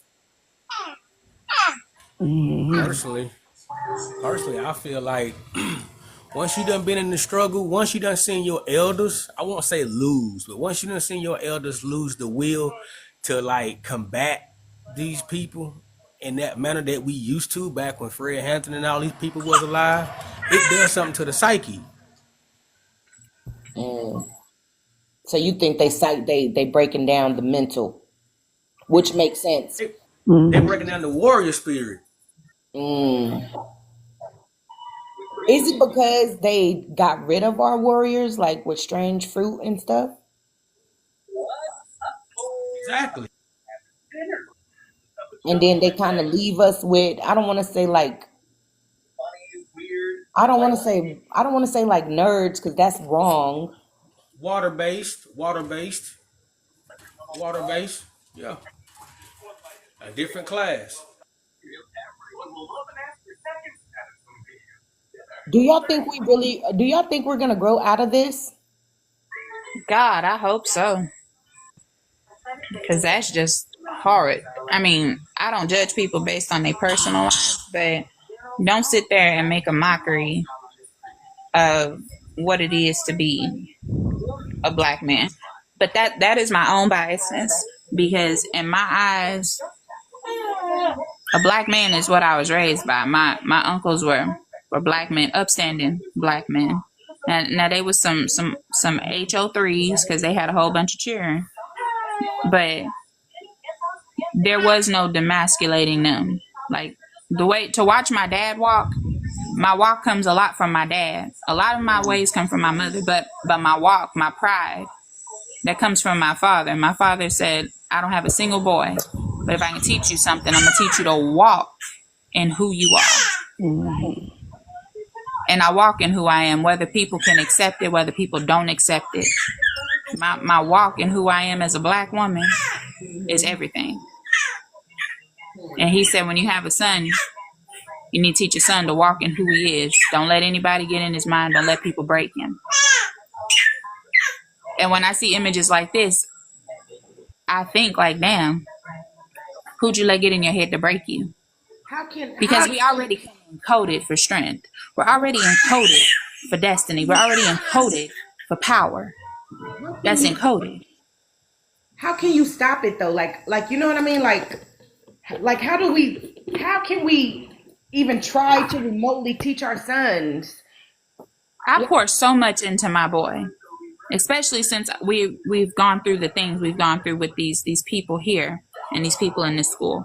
I took my son out of public school and I put him in private at home where I could monitor his education and I could become his teacher. Yeah. And in our downtime from educational purposes, I sit down and I hold power talks. I ground my son into the spirit of earth. Come on, sit outside with me. Take your shoes off. Sit down. I want you to close your eyes. I want you to breathe. And then I want you to tell me what's on your heart and what's on your mind. So I don't know if I told y'all, but I wrote a book. And the reason I wrote the book, and it's a free book. If you want it, I can send it to you. And I wrote the book for, people who need assistance raising Black men 65 years and younger. Please send it to me because it ain't no damn book on it. I did. I wrote a book. I definitely want to read that. I want to read that. And it got some really good points in there. I also have the other book, Raising a Black Woman 65 years and under. I need that for these girls I'm raising over here. And my girl having some combative issues based on her color, her ethnicity, her appearance, who she is, how she sound. Mine too. And she don't look like mommy. That's my baby though. And that's my girl. But she don't look like mommy. She don't sound like mommy. Mommy got that country rooted voice. And people who don't know me sound mean. She sound like a little squeak box, bless her heart.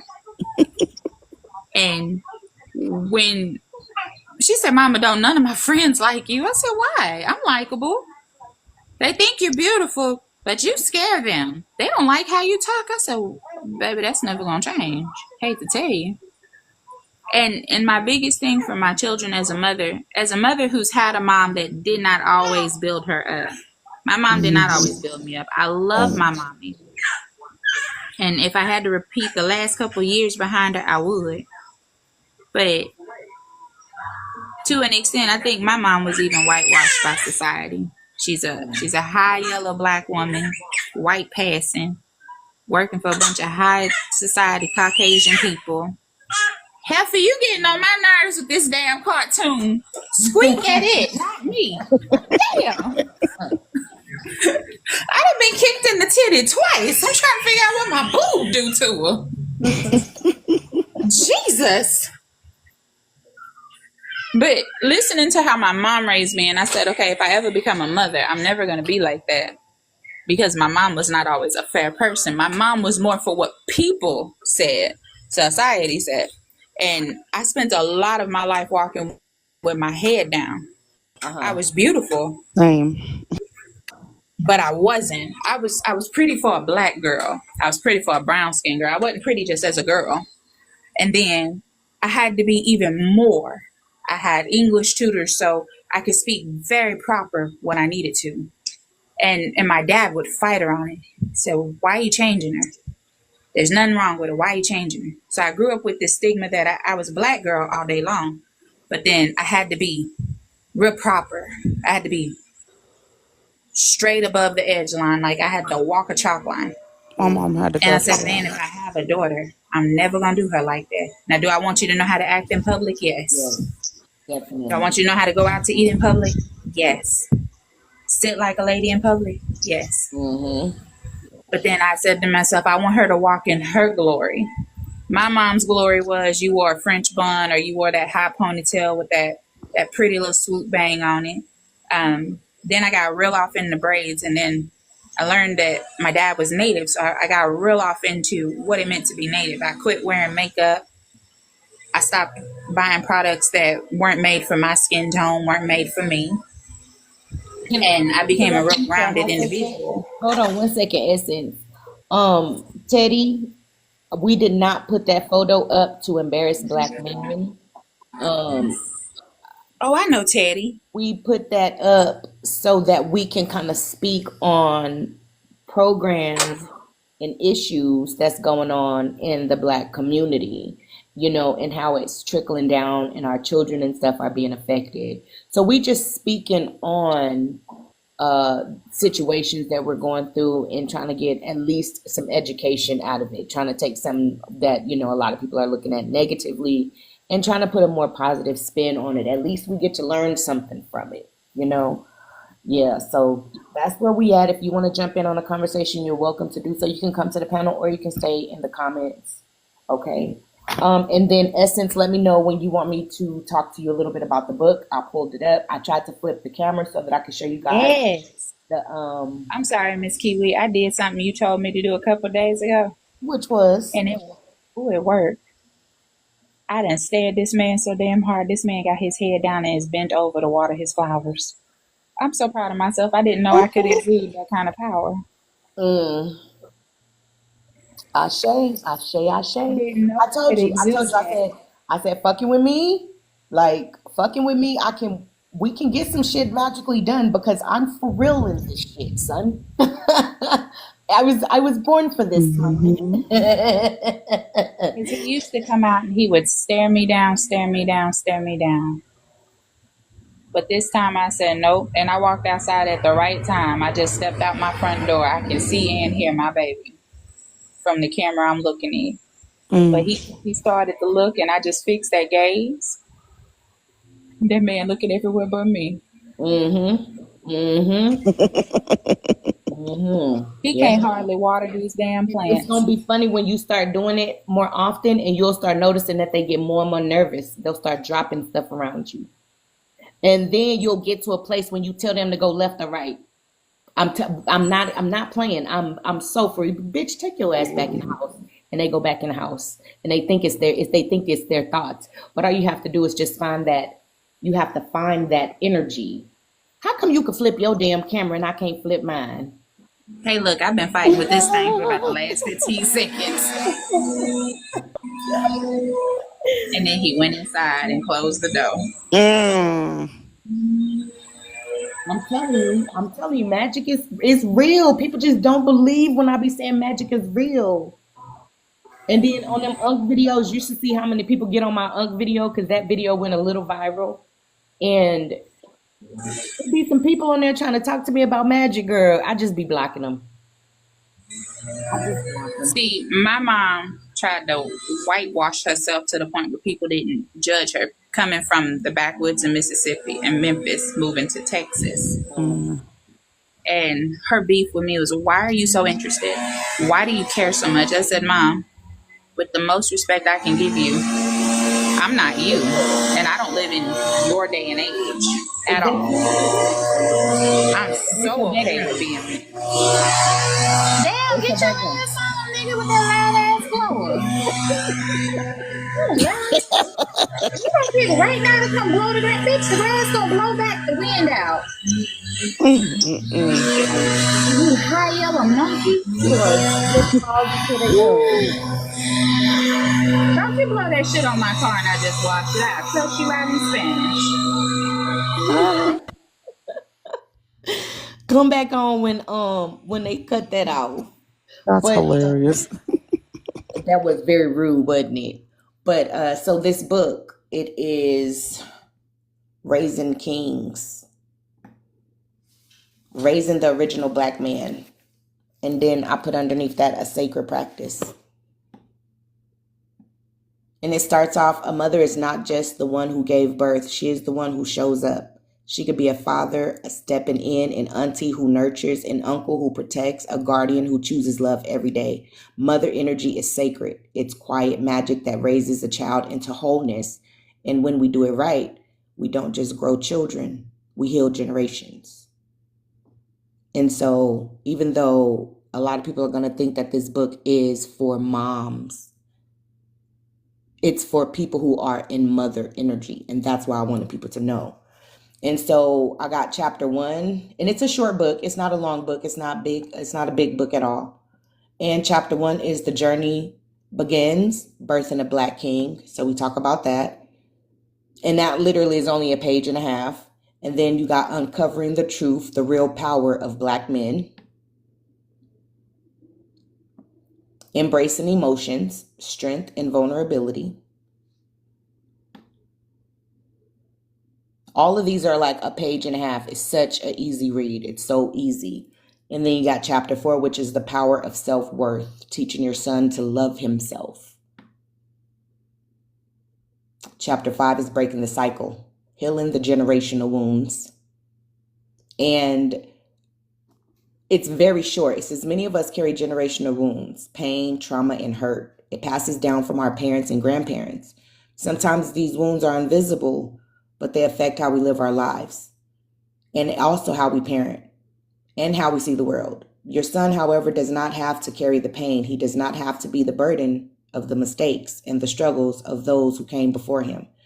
The key to breaking the cycle is healing, and that healing starts with you. By healing your own wounds, you are creating a healthier environment for your son to grow up in. When you stop carrying the weight of the past, you free yourself and him from the chains of generational trauma. Teach your sons that he doesn't have to repeat the mistakes of his ancestors. He doesn't have to live in unresolved pain or unspoken traumas. Show him that he has the power to break free from the cycles of hurt and that it's okay to seek help and heal and grow. Help him to understand that healing doesn't mean forgetting the past. It means using the past to inform and have a better future. The learning from the struggles of those who come before him, it can make him choose better, and it can have him lead a healthier lifestyle as well as a happier life. He can build the future he wants starting today. By teaching him the power of healing, you are setting him free from his best self to live in peace and in his heart and to create a legacy of his own. Oh, that's good. That's And that was, good. and that was chapter 5. That's it. I want it to be quick, fast, to the point, easy read. Everybody should be able to read this. Like third graders You should teaching be able to read this. you teaching me something because I wanted to write a book. I don't know. I wanted to title it "Who Raised You," or "Who Are You Raising?" rather. And it's just basically built on the fact that, I mean, our signs give us context clues to who we got in our midst. Because I mean, you know what I'm saying? Our children are our gifts. We got to know who they are and what they are. And so I wanted to write a book based on that.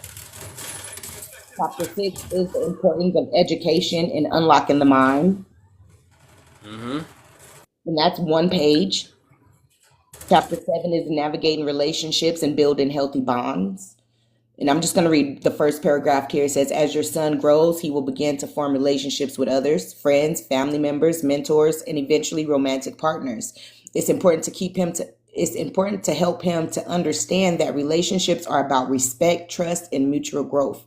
Too often, Black boys are taught that relationships, especially with women, are transactional or even rooted in power dynamics. So this is a chapter where you're teaching your son about building friendships with drug, illers and gangbangers and stuff like that. So, but it's very short, simple, straight to the point. Teach them about this. This is how, and this should help them be able to pick better friends. So I wanted to do some research on things that we're not teaching our sons as women, as moms. We always be trying to hold on to them. So then chapter 8 is developing leadership. And you develop leadership with your son by you being an example. You have to lead. Because remember, usually what you do, your children are going to follow. Chapter 9 is overcoming setbacks, turning struggles into strengths. The reason I came up with this one is because I noticed a lot of men, and that's how come this book is for children 65 years and younger. Because a lot of Black men, they start to believe that their self-worth is by their accomplishments. That's incorrect. So we're going to start teaching these boys, okay, whatever you didn't accomplish by this age, let's take that struggle and let's turn it into a strength. What did you learn from it? That way, at the end of the day, you don't feel worthless, right? Okay, so then we got chapter 10 is giving back, the power of the community. And then 11, breaking the chains of the past and rewriting your story. And then we have how to help your son break free from negative energies. Chapter 12, and chapter 11 goes into how to, help your son break free from those negative energies. 11 goes into the same thing. So then chapter 12 is the role of faith and trust in the process. And then after that, I have ways to teach faith into your son. So some of these chapters come with examples of how to teach. So it's ways to teach faith to your son. 1, talk to him about purpose and let him know that he's born for a purpose and on purpose. Speak destiny over him, not just discipline. And then it says 2, normalize prayer, meditation, quiet reflection. Show him faith doesn't always look like church. It could be silence, gratitude, deep breathing, or setting intentions. 3, be honest about your own journey. Tell him what you had learned on faith and let him hear your own survival stories. 4, create a ritual, a small candle lighting, a mantra, a morning affirmation, and let him practice faith in little moments until it becomes his own. And then 5, teach him to surrender control. Not everything will go as planned. Help him see that trust in the path is part of walking it. Very, very short, very, very simple. I'm telling y'all, it's a very, very quick read. Chapter 13 is respecting women and building healthy relationships. And then after that, it says, teach him a real man doesn't dim a woman's light. He rises with it. So we give him a little ways for him to learn how to respect women. We put a couple of those in there because some of us don't know. And a lot of time I'm noticing that women want to raise their children or their sons to be the man that they want. It don't turn out well that way. So chapter 14 is teaching responsibility and owning your actions. I need to read that book. Thank I need you. to read that book. Thank you. I Chapter need to read that 15. book. That's cute. Thank you. Because you said something that hit so hard just now. The raising That your sons to be the I man have that to you be want. in church. Yeah. Chapter And 15. people chastise that. Chapter 15 is the power of forgiveness and letting go of pain. That one's a little bit long. That one's a little longer. Chapter 16 is walk and choose your friends wisely. Okay, this is the one when we're talking about the friends and enemies and, your friends can get you in trouble and stuff. So that's chapter 16. 17. Yeah, both of them. We need to read both of them books. Me and Mac both. Thank you. Hey, Miss Juanita. And then chapter 17 is escaping the trap, Uggs, drinking, and distractions. So we talked to them about that too. And then you got chapter 18, teaching truth over toughness, letting him be free. You got to be tough. Stop crying like a girl and man up. These are all phases that kill our boy's soul. Every time you tell a boy to shut down his emotions, you're telling him your feelings don't matter. That creates a heartless man. Yes. His tears, his anger, his confusion, his sadness, all of it is real and it deserves space. Strength is not silence. Strength is learning how to feel and still move forward. So we're not even going to finish. We're not going to read all of that either, but that's chapter 18.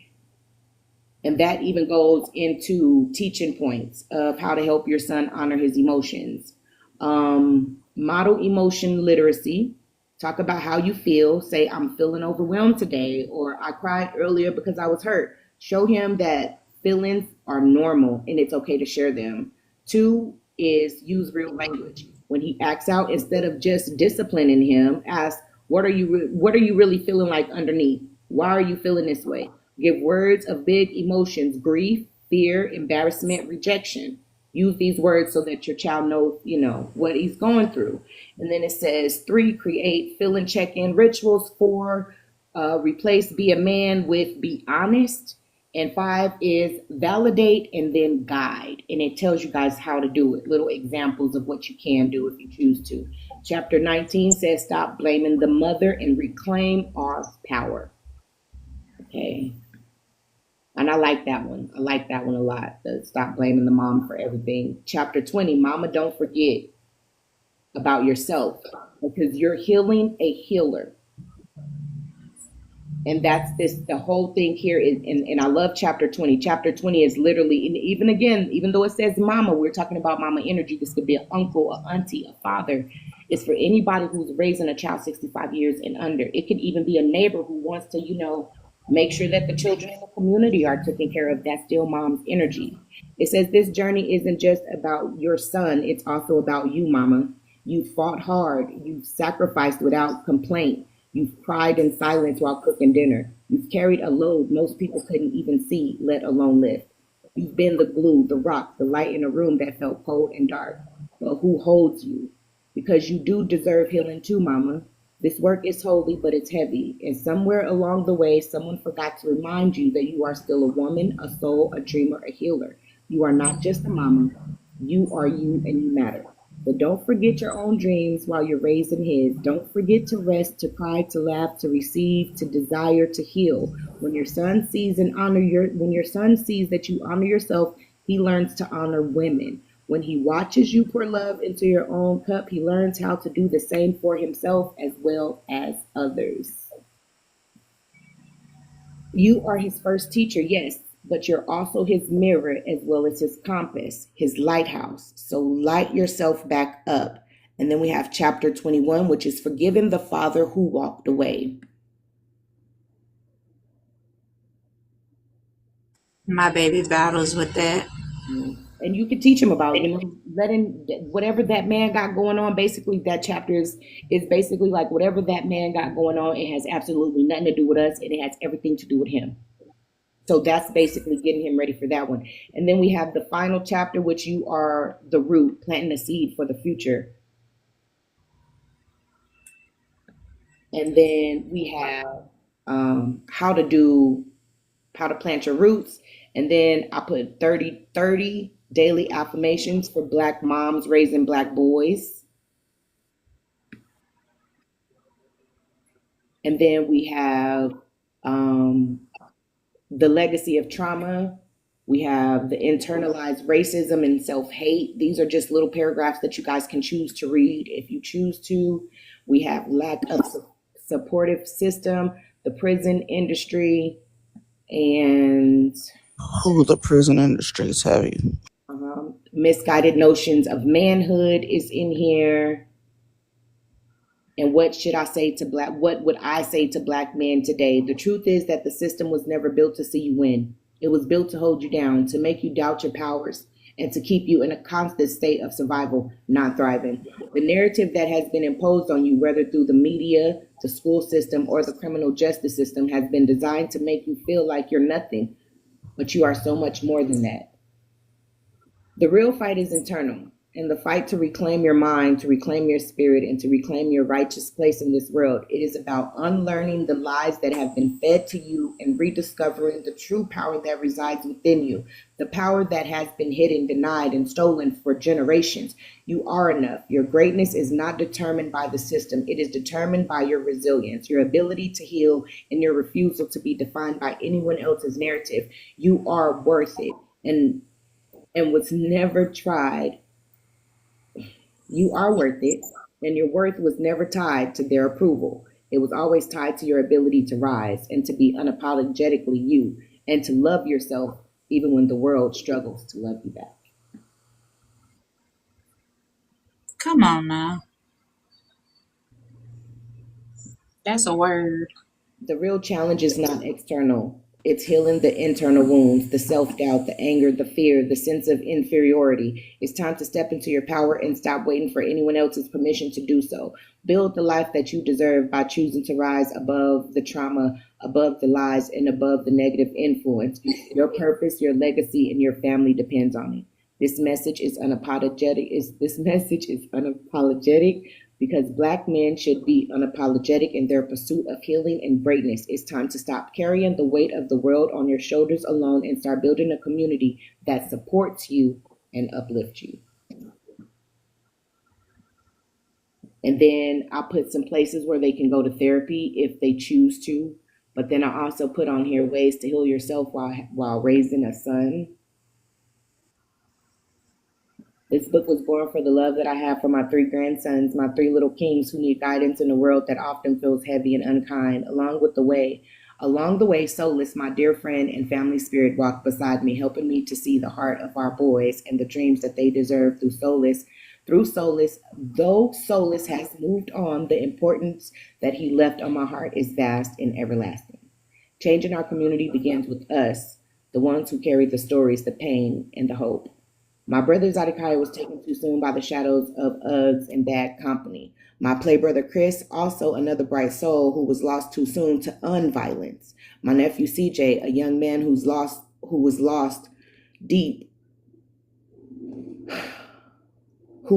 in too deep for my reach. My twin nieces, precious black girls caught in a life storm. Nene, who slipped away to Uggs, and Nene, her sister, bathing with her own storms of mental health and addiction. My mama, who left this world too soon, her heart broken by distance from her own mother, never getting a chance to say goodbye. And me, a black woman, a survivor, left feeling alone despite all of I've endured.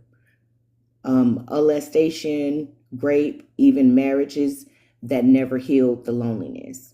But the 3 grandsons, my black boys, they will not be on the same dark path. I will stand strong for them, I will teach them, and I will protect them. And for every child and family in our community, 65 and under, fighting against the weight of oppression and pain, this book is a call to rise.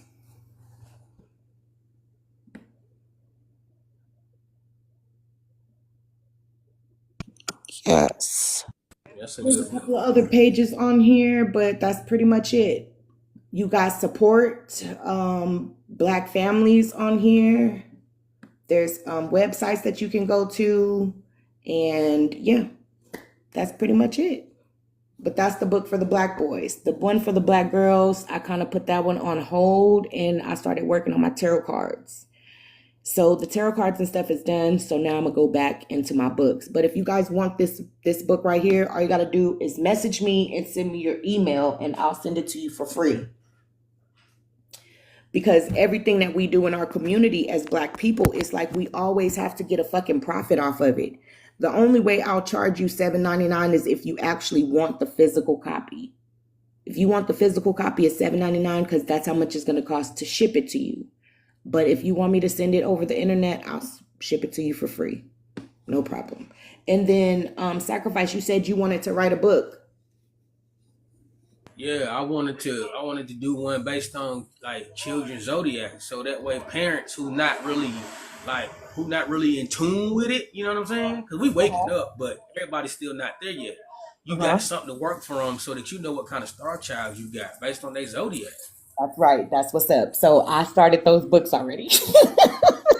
Oh well, there you go. So I'm in tune then. And they good. And they good. I started that already. I have the water sign is already out, and I just noticed that book came out a whole fucking year ago, and I didn't notice it.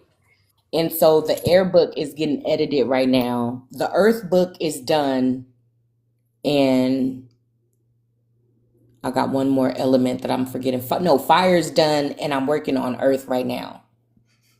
So 3 of them, but they're starting off with elements.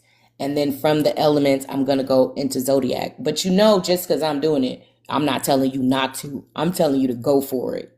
Do that shit, And then when you write your books, we can shout each other books out. Just because we doing some of the same shit don't mean that we can't work together. It sounds better for us to work together, because after they buy my book, they might want to buy your book. And then after your book, somebody might want to buy my book. And then if anybody else got something, they might want that too. But I'm also working on a child's coloring book for self-esteem. And it's all black babies in it. Yeah. Yeah, Miss Juanita, I've been telling y'all to get on y'all books. That came out the other day. It said if Johnny got 2 apples and he got 2 more, I was like, I'm telling you to write that book. Write it.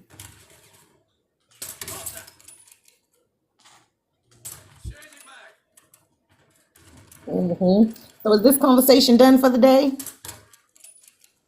Or do y'all want me to go into the girl book? I was listening. That was meant for me to hear. What is it for the girl book? I want to know because I got girls. Yeah.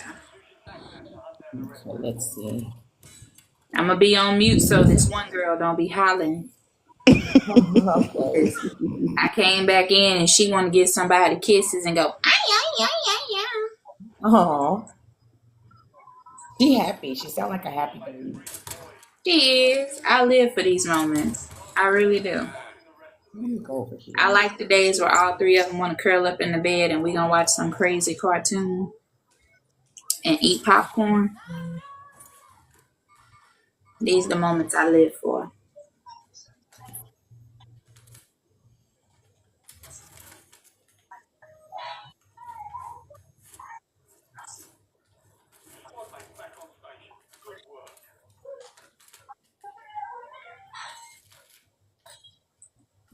Then last night, the princess, she said, Mom, can I have press on nails? I said, yeah.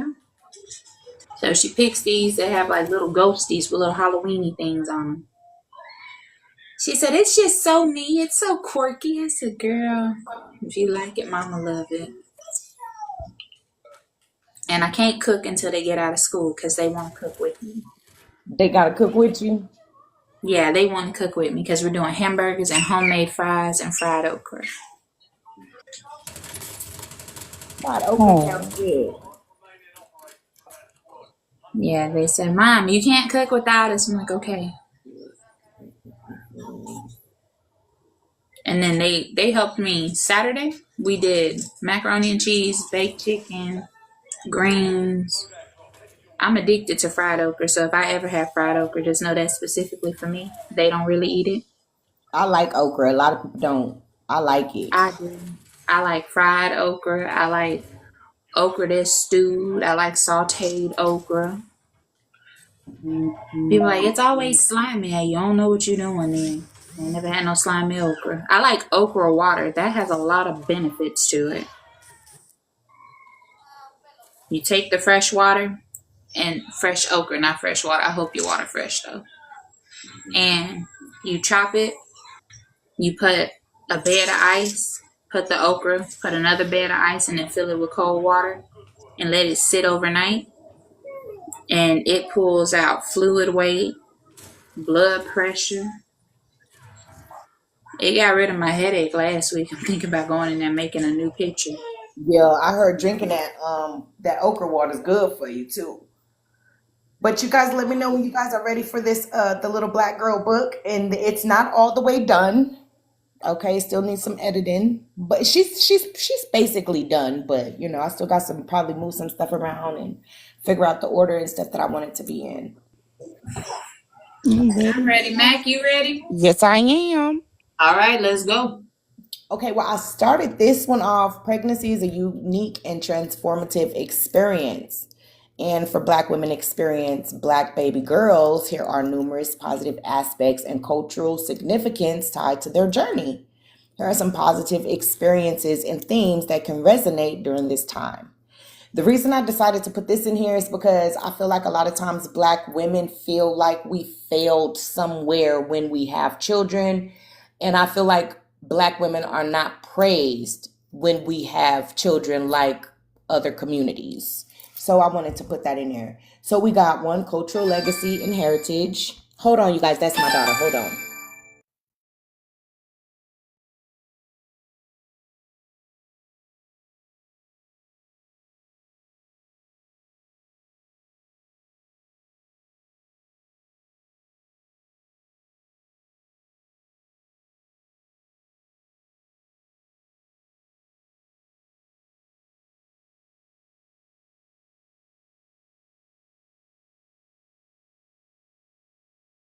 Go. Okay, I'm back. Can you hear me? Yes. Okay, okay. So we got cultural and legacy as and heritage. Passing down traditions. Expecting a daughter offers an opportunity to pass down cultural traditions, stories, and values that celebrate their heritage. This can include family recipes, cultural practices, and the rich history of Black women and their contributions. And so then we got community support, empowerment, and self-discovery. So these are the things that you can expect to do with your daughter if you're pregnant. We got connections to the ancestral wisdom, anticipation for future possibilities, joy, and celebration. So then we got chapter 1, which is talking about beauty and brains and how both of them are important. So I'm just going to read the first paragraph from this one. From an early age, society will send your daughter all sorts of messages about beauty. She'll see advertisement, movies, and social media influencers who are celebrated for their looks. And this can often lead her to believe that her beauty is everything. As her mother, it's important to guide her through this by showing her that beauty is just one piece of the puzzle. And then you got to read the rest for your, I'm not going to read the whole book. But then it says, teach her the value of both inner and outer beauty. And then we have an example. Compliment her on her brains and her character. Model confidence in yourself. And then it says an example. And they're very short. Teach her how to handle criticism and unfair standards. And then it has an example so you can explain social media versus reality. Then we got chapter 2, which is recognizing a good guy versus a bad one. And it says teach her importance of self-worth. And then we have tips in here talking to her about red flags. And then we have signs of a good guy. And then we also have signs of a bad guy. Chapter 3 is how to avoid becoming bitter. One tip says feel your feelings, but don't let them control you. Another tip here is practice forgiveness for yourself and for others. And again, you get some examples on how to do that. How to deal with a baby daddy who doesn't take care of his children. We got that in there.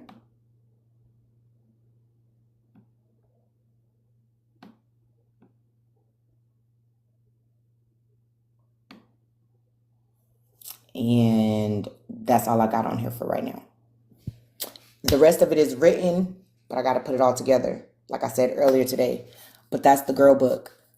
And then I'm also some kind of magical way need to write a mold book too, because a lot of people don't know how mold can affect your family.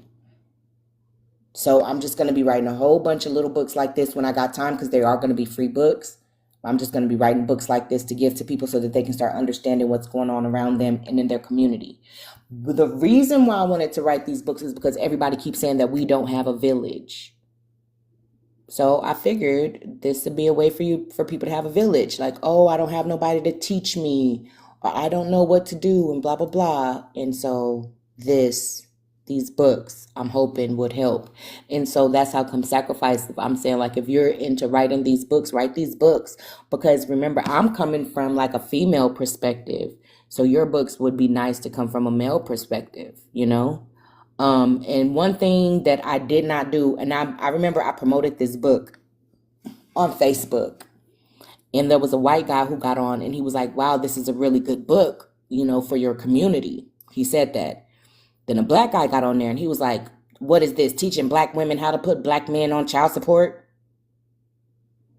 And I was like, wow, that's crazy, because I wasn't even thinking about that when I wrote this book. It was not even a thought when I wrote this book. And so when you read this book, How to Raise a Black Man, it don't say nothing in this book about going out there and getting money from anybody. It don't say nothing about signing up for the government. It's none of that.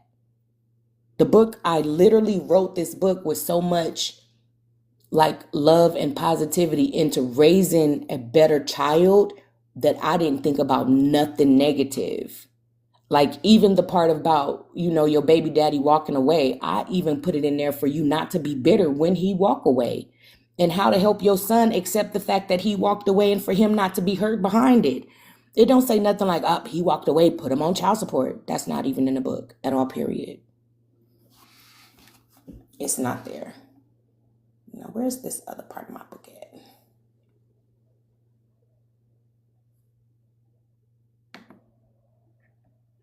And that's even crazy that that would be his response.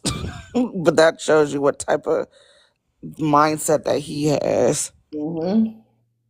Yeah, can't expect nothing better. Like from some people, you can't. What do you expect? Nothing better. And you can kind of, yeah, the comment alone. I'm like, dude, this book isn't for you.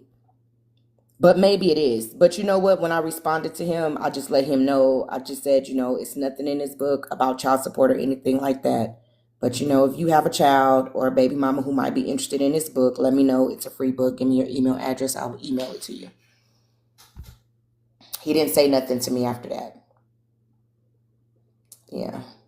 Yeah, he sounds bitter himself. Mhm. Yeah. Well, my daughter Yeah. just called me. What you was gonna say, Sacrifice? No, I was just gonna say, you know what I'm saying? That's like I say, I still got your number, but I'm gonna still inbox because I know it's on a piece of paper from way back when, but I'm gonna still ask you for it. Just because I don't know. I mean, I know how to write, but Mm-hmm. structure wise, because like when my mind opens up, it goes everywhere. It does, and I can admit that about myself because I had so much to say, and then I don't know how to like really put it together. But it's just like here go the clump. It's all kind of good stuff in there. I just don't know how to smooth it out like peanut butter type thing. Okay, so this is what I did, right? I wrote I wrote everything out that I needed to write, right? So I knew I wanted to write about not being a bitter baby mama, right?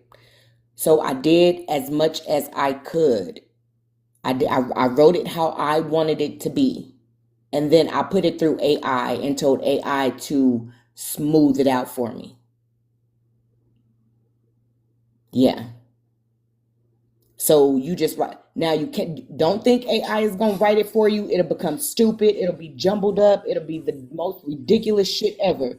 But if you write everything and then you send it through and say, "Hey, can you just make this more professional?" She'll do your punctuation and everything. Everything will be good. And Right. then Okay. if you need somebody to edit for you, I'm following him.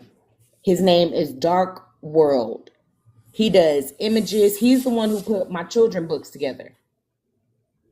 And then Gotcha. he's also the one who put my herbal book together. Yeah. The only reason he didn't do the raising my black children books is because these are free.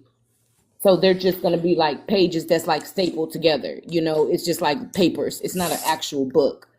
But my actual books, I deal with what's his damn name? Dark World. I'm not following that many people, but if you go on there, I'm following him. Send him a message. He could do your artwork. He could put all your shit together. Like, and he makes it look really, really good. And he's very affordable. Very affordable.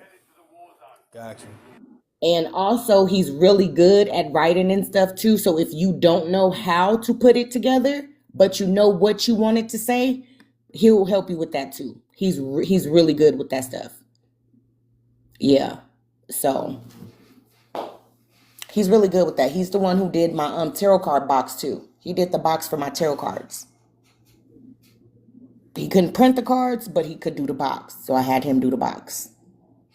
So he's really good at what he do. And I think that he feels like he's probably gonna stop his business because he don't have that many clients and stuff. But I'm telling him like, no, we need you. So don't stop. Don't stop. Most definitely. Most definitely. Yeah, I'm telling him not to stop. Just keep going. Don't stop. Don't stop. Don't stop. So maybe you guys can send him a little message and just say, hey, like we heard about your work. Don't stop. Because y'all might need him in the future. And I'm telling you, he got really good prices. He got really, really good prices. I don't want him to, I personally don't want him to stop. But I can't write books that fast to keep him in business. You know what I mean? So, Sacrifice, when do you think you want to get started on your book and when do you think you want it to be out? Respectfully, I want to start probably like Probably start this month. I'm gonna be honest, because I mean I've always had it in my chest. Just like I got songs that I need to like get with a producer and create. I got R&B songs that I have never like actually like put all the way together. But I got the words and everything. I got the lyrics and the whole nine. Like there's so many pieces of myself that I want to put out before anything tries to creep up and happen and stuff like that. I'm not speaking bad or nothing, but I'm just saying life is life. So it's just like I want to get pieces of myself like out of me, especially this music, man, because I don't let some females hear some stuff like just the word. They're like, oh my god, like Go ahead, like sing this is some. real. Oh man, let me okay, so I got one called Love in the Cool. Love in the Cool, right? So Okay, Babyface. you tripping, but nah, it's called Love in the Cool for real. But so it's a sexual song and it's about, how we do the freaky dicky in places we ain't supposed to, basically. Okay, let me hear something. A hook at least. So well, I mean, I give you Yeah. the first bar, right? So Ooh, oh my yeah. god. No, it's like this though. But no, it's like so it's like I think we should take a love making outside of the bedroom. Mm-mm, mm, mm, mm. Atmosphere is my new fetish now. I wanna explore it soon with you, girl. So we can finish our drinks at the bar and we can head out to my car and we can set it on fire. Love making so good, melt all of my tires. Girl, come take me higher. Let's make love in the cool places. Let's make love in the cool. We can make love like that. Did you hear Debo making your beat in the back? Hey, that's what's up, Debo. Yeah, that's them Pisces, boy. I'm telling you, we be singing some shit, don't we? Good. I say Okay. I got songs. Which one do you feel is more important to you right now? Your songs or writing your book? I mean both, because I mean it's my expression, it's me. I can't Cause, really like pick one for. Go ahead. cause I'm saying like, okay, so when I did my book, I said, okay, I'm gonna start this book on this time, and it need to be done by this time. And I did the same thing with my tarot cards, and it worked. Okay. And you know how we are. We here, there, everywhere. We be in this dimension, that dimension, over here, over yonder. But that worked. So when you say you want to start this month, you can't just say this, oh, I want to start this month because it's the second. And you got like 28 more days. Pick a day. Pick a day that you want to start writing it. If you're going to start it on the 15th, then you need it on the 15th. This is another one. Like, what kind of book do you want it to be? You want it to be a easy read? You want it to be a long book? You want it to have big words in it, like the font big? You want smaller font? The Geechee Gang. I mean, it'll probably be chapters, but it'll be focused on like the different signs, though. And like, when it comes to this perspective of what they go through, as children and stuff. My child book. I think my children's book is like 22 pages. It's childish. It got, colors, and it's super cute. It's a super cute book. It's super cute. I wish I could flip my camera and show y'all some of the photos that I put in there. But it's super cute. It's a really, really cute book. Yeah, but if you, depending on what you want to do it and stuff, I could give you some tips on how to get it done fast. How to get it done That's a fast. bet. Yeah, That's a bet. I mean, just message I me. can definitely go for that one first. You know what I'm saying? Because when it comes to like the music part, it be so many people that they got this and they got that, but they don't really be on top of it. Because when I'm ready to like make this joint, I'm ready to make this joint. You know what I'm Yeah, saying? Like I know how I want it to sound, my beat, everything. I got it all together. yeah. Like I got like all my songs though.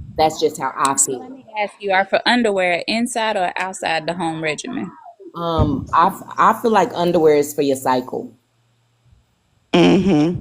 You Somebody know, that thinks like me. Yes, Yay! I agree. because the cotton and all these fabrics and stuff. And it's interesting that you said that. The reason I feel this way is because that's your most melanated area. That's where you get a bunch of your power from. That's where you can make babies with that. How fucking powerful is it? So I don't want to consume too much of these nasty fabrics and all of that kind of stuff. And so even when I start my cycle, the first 2 days I free flow.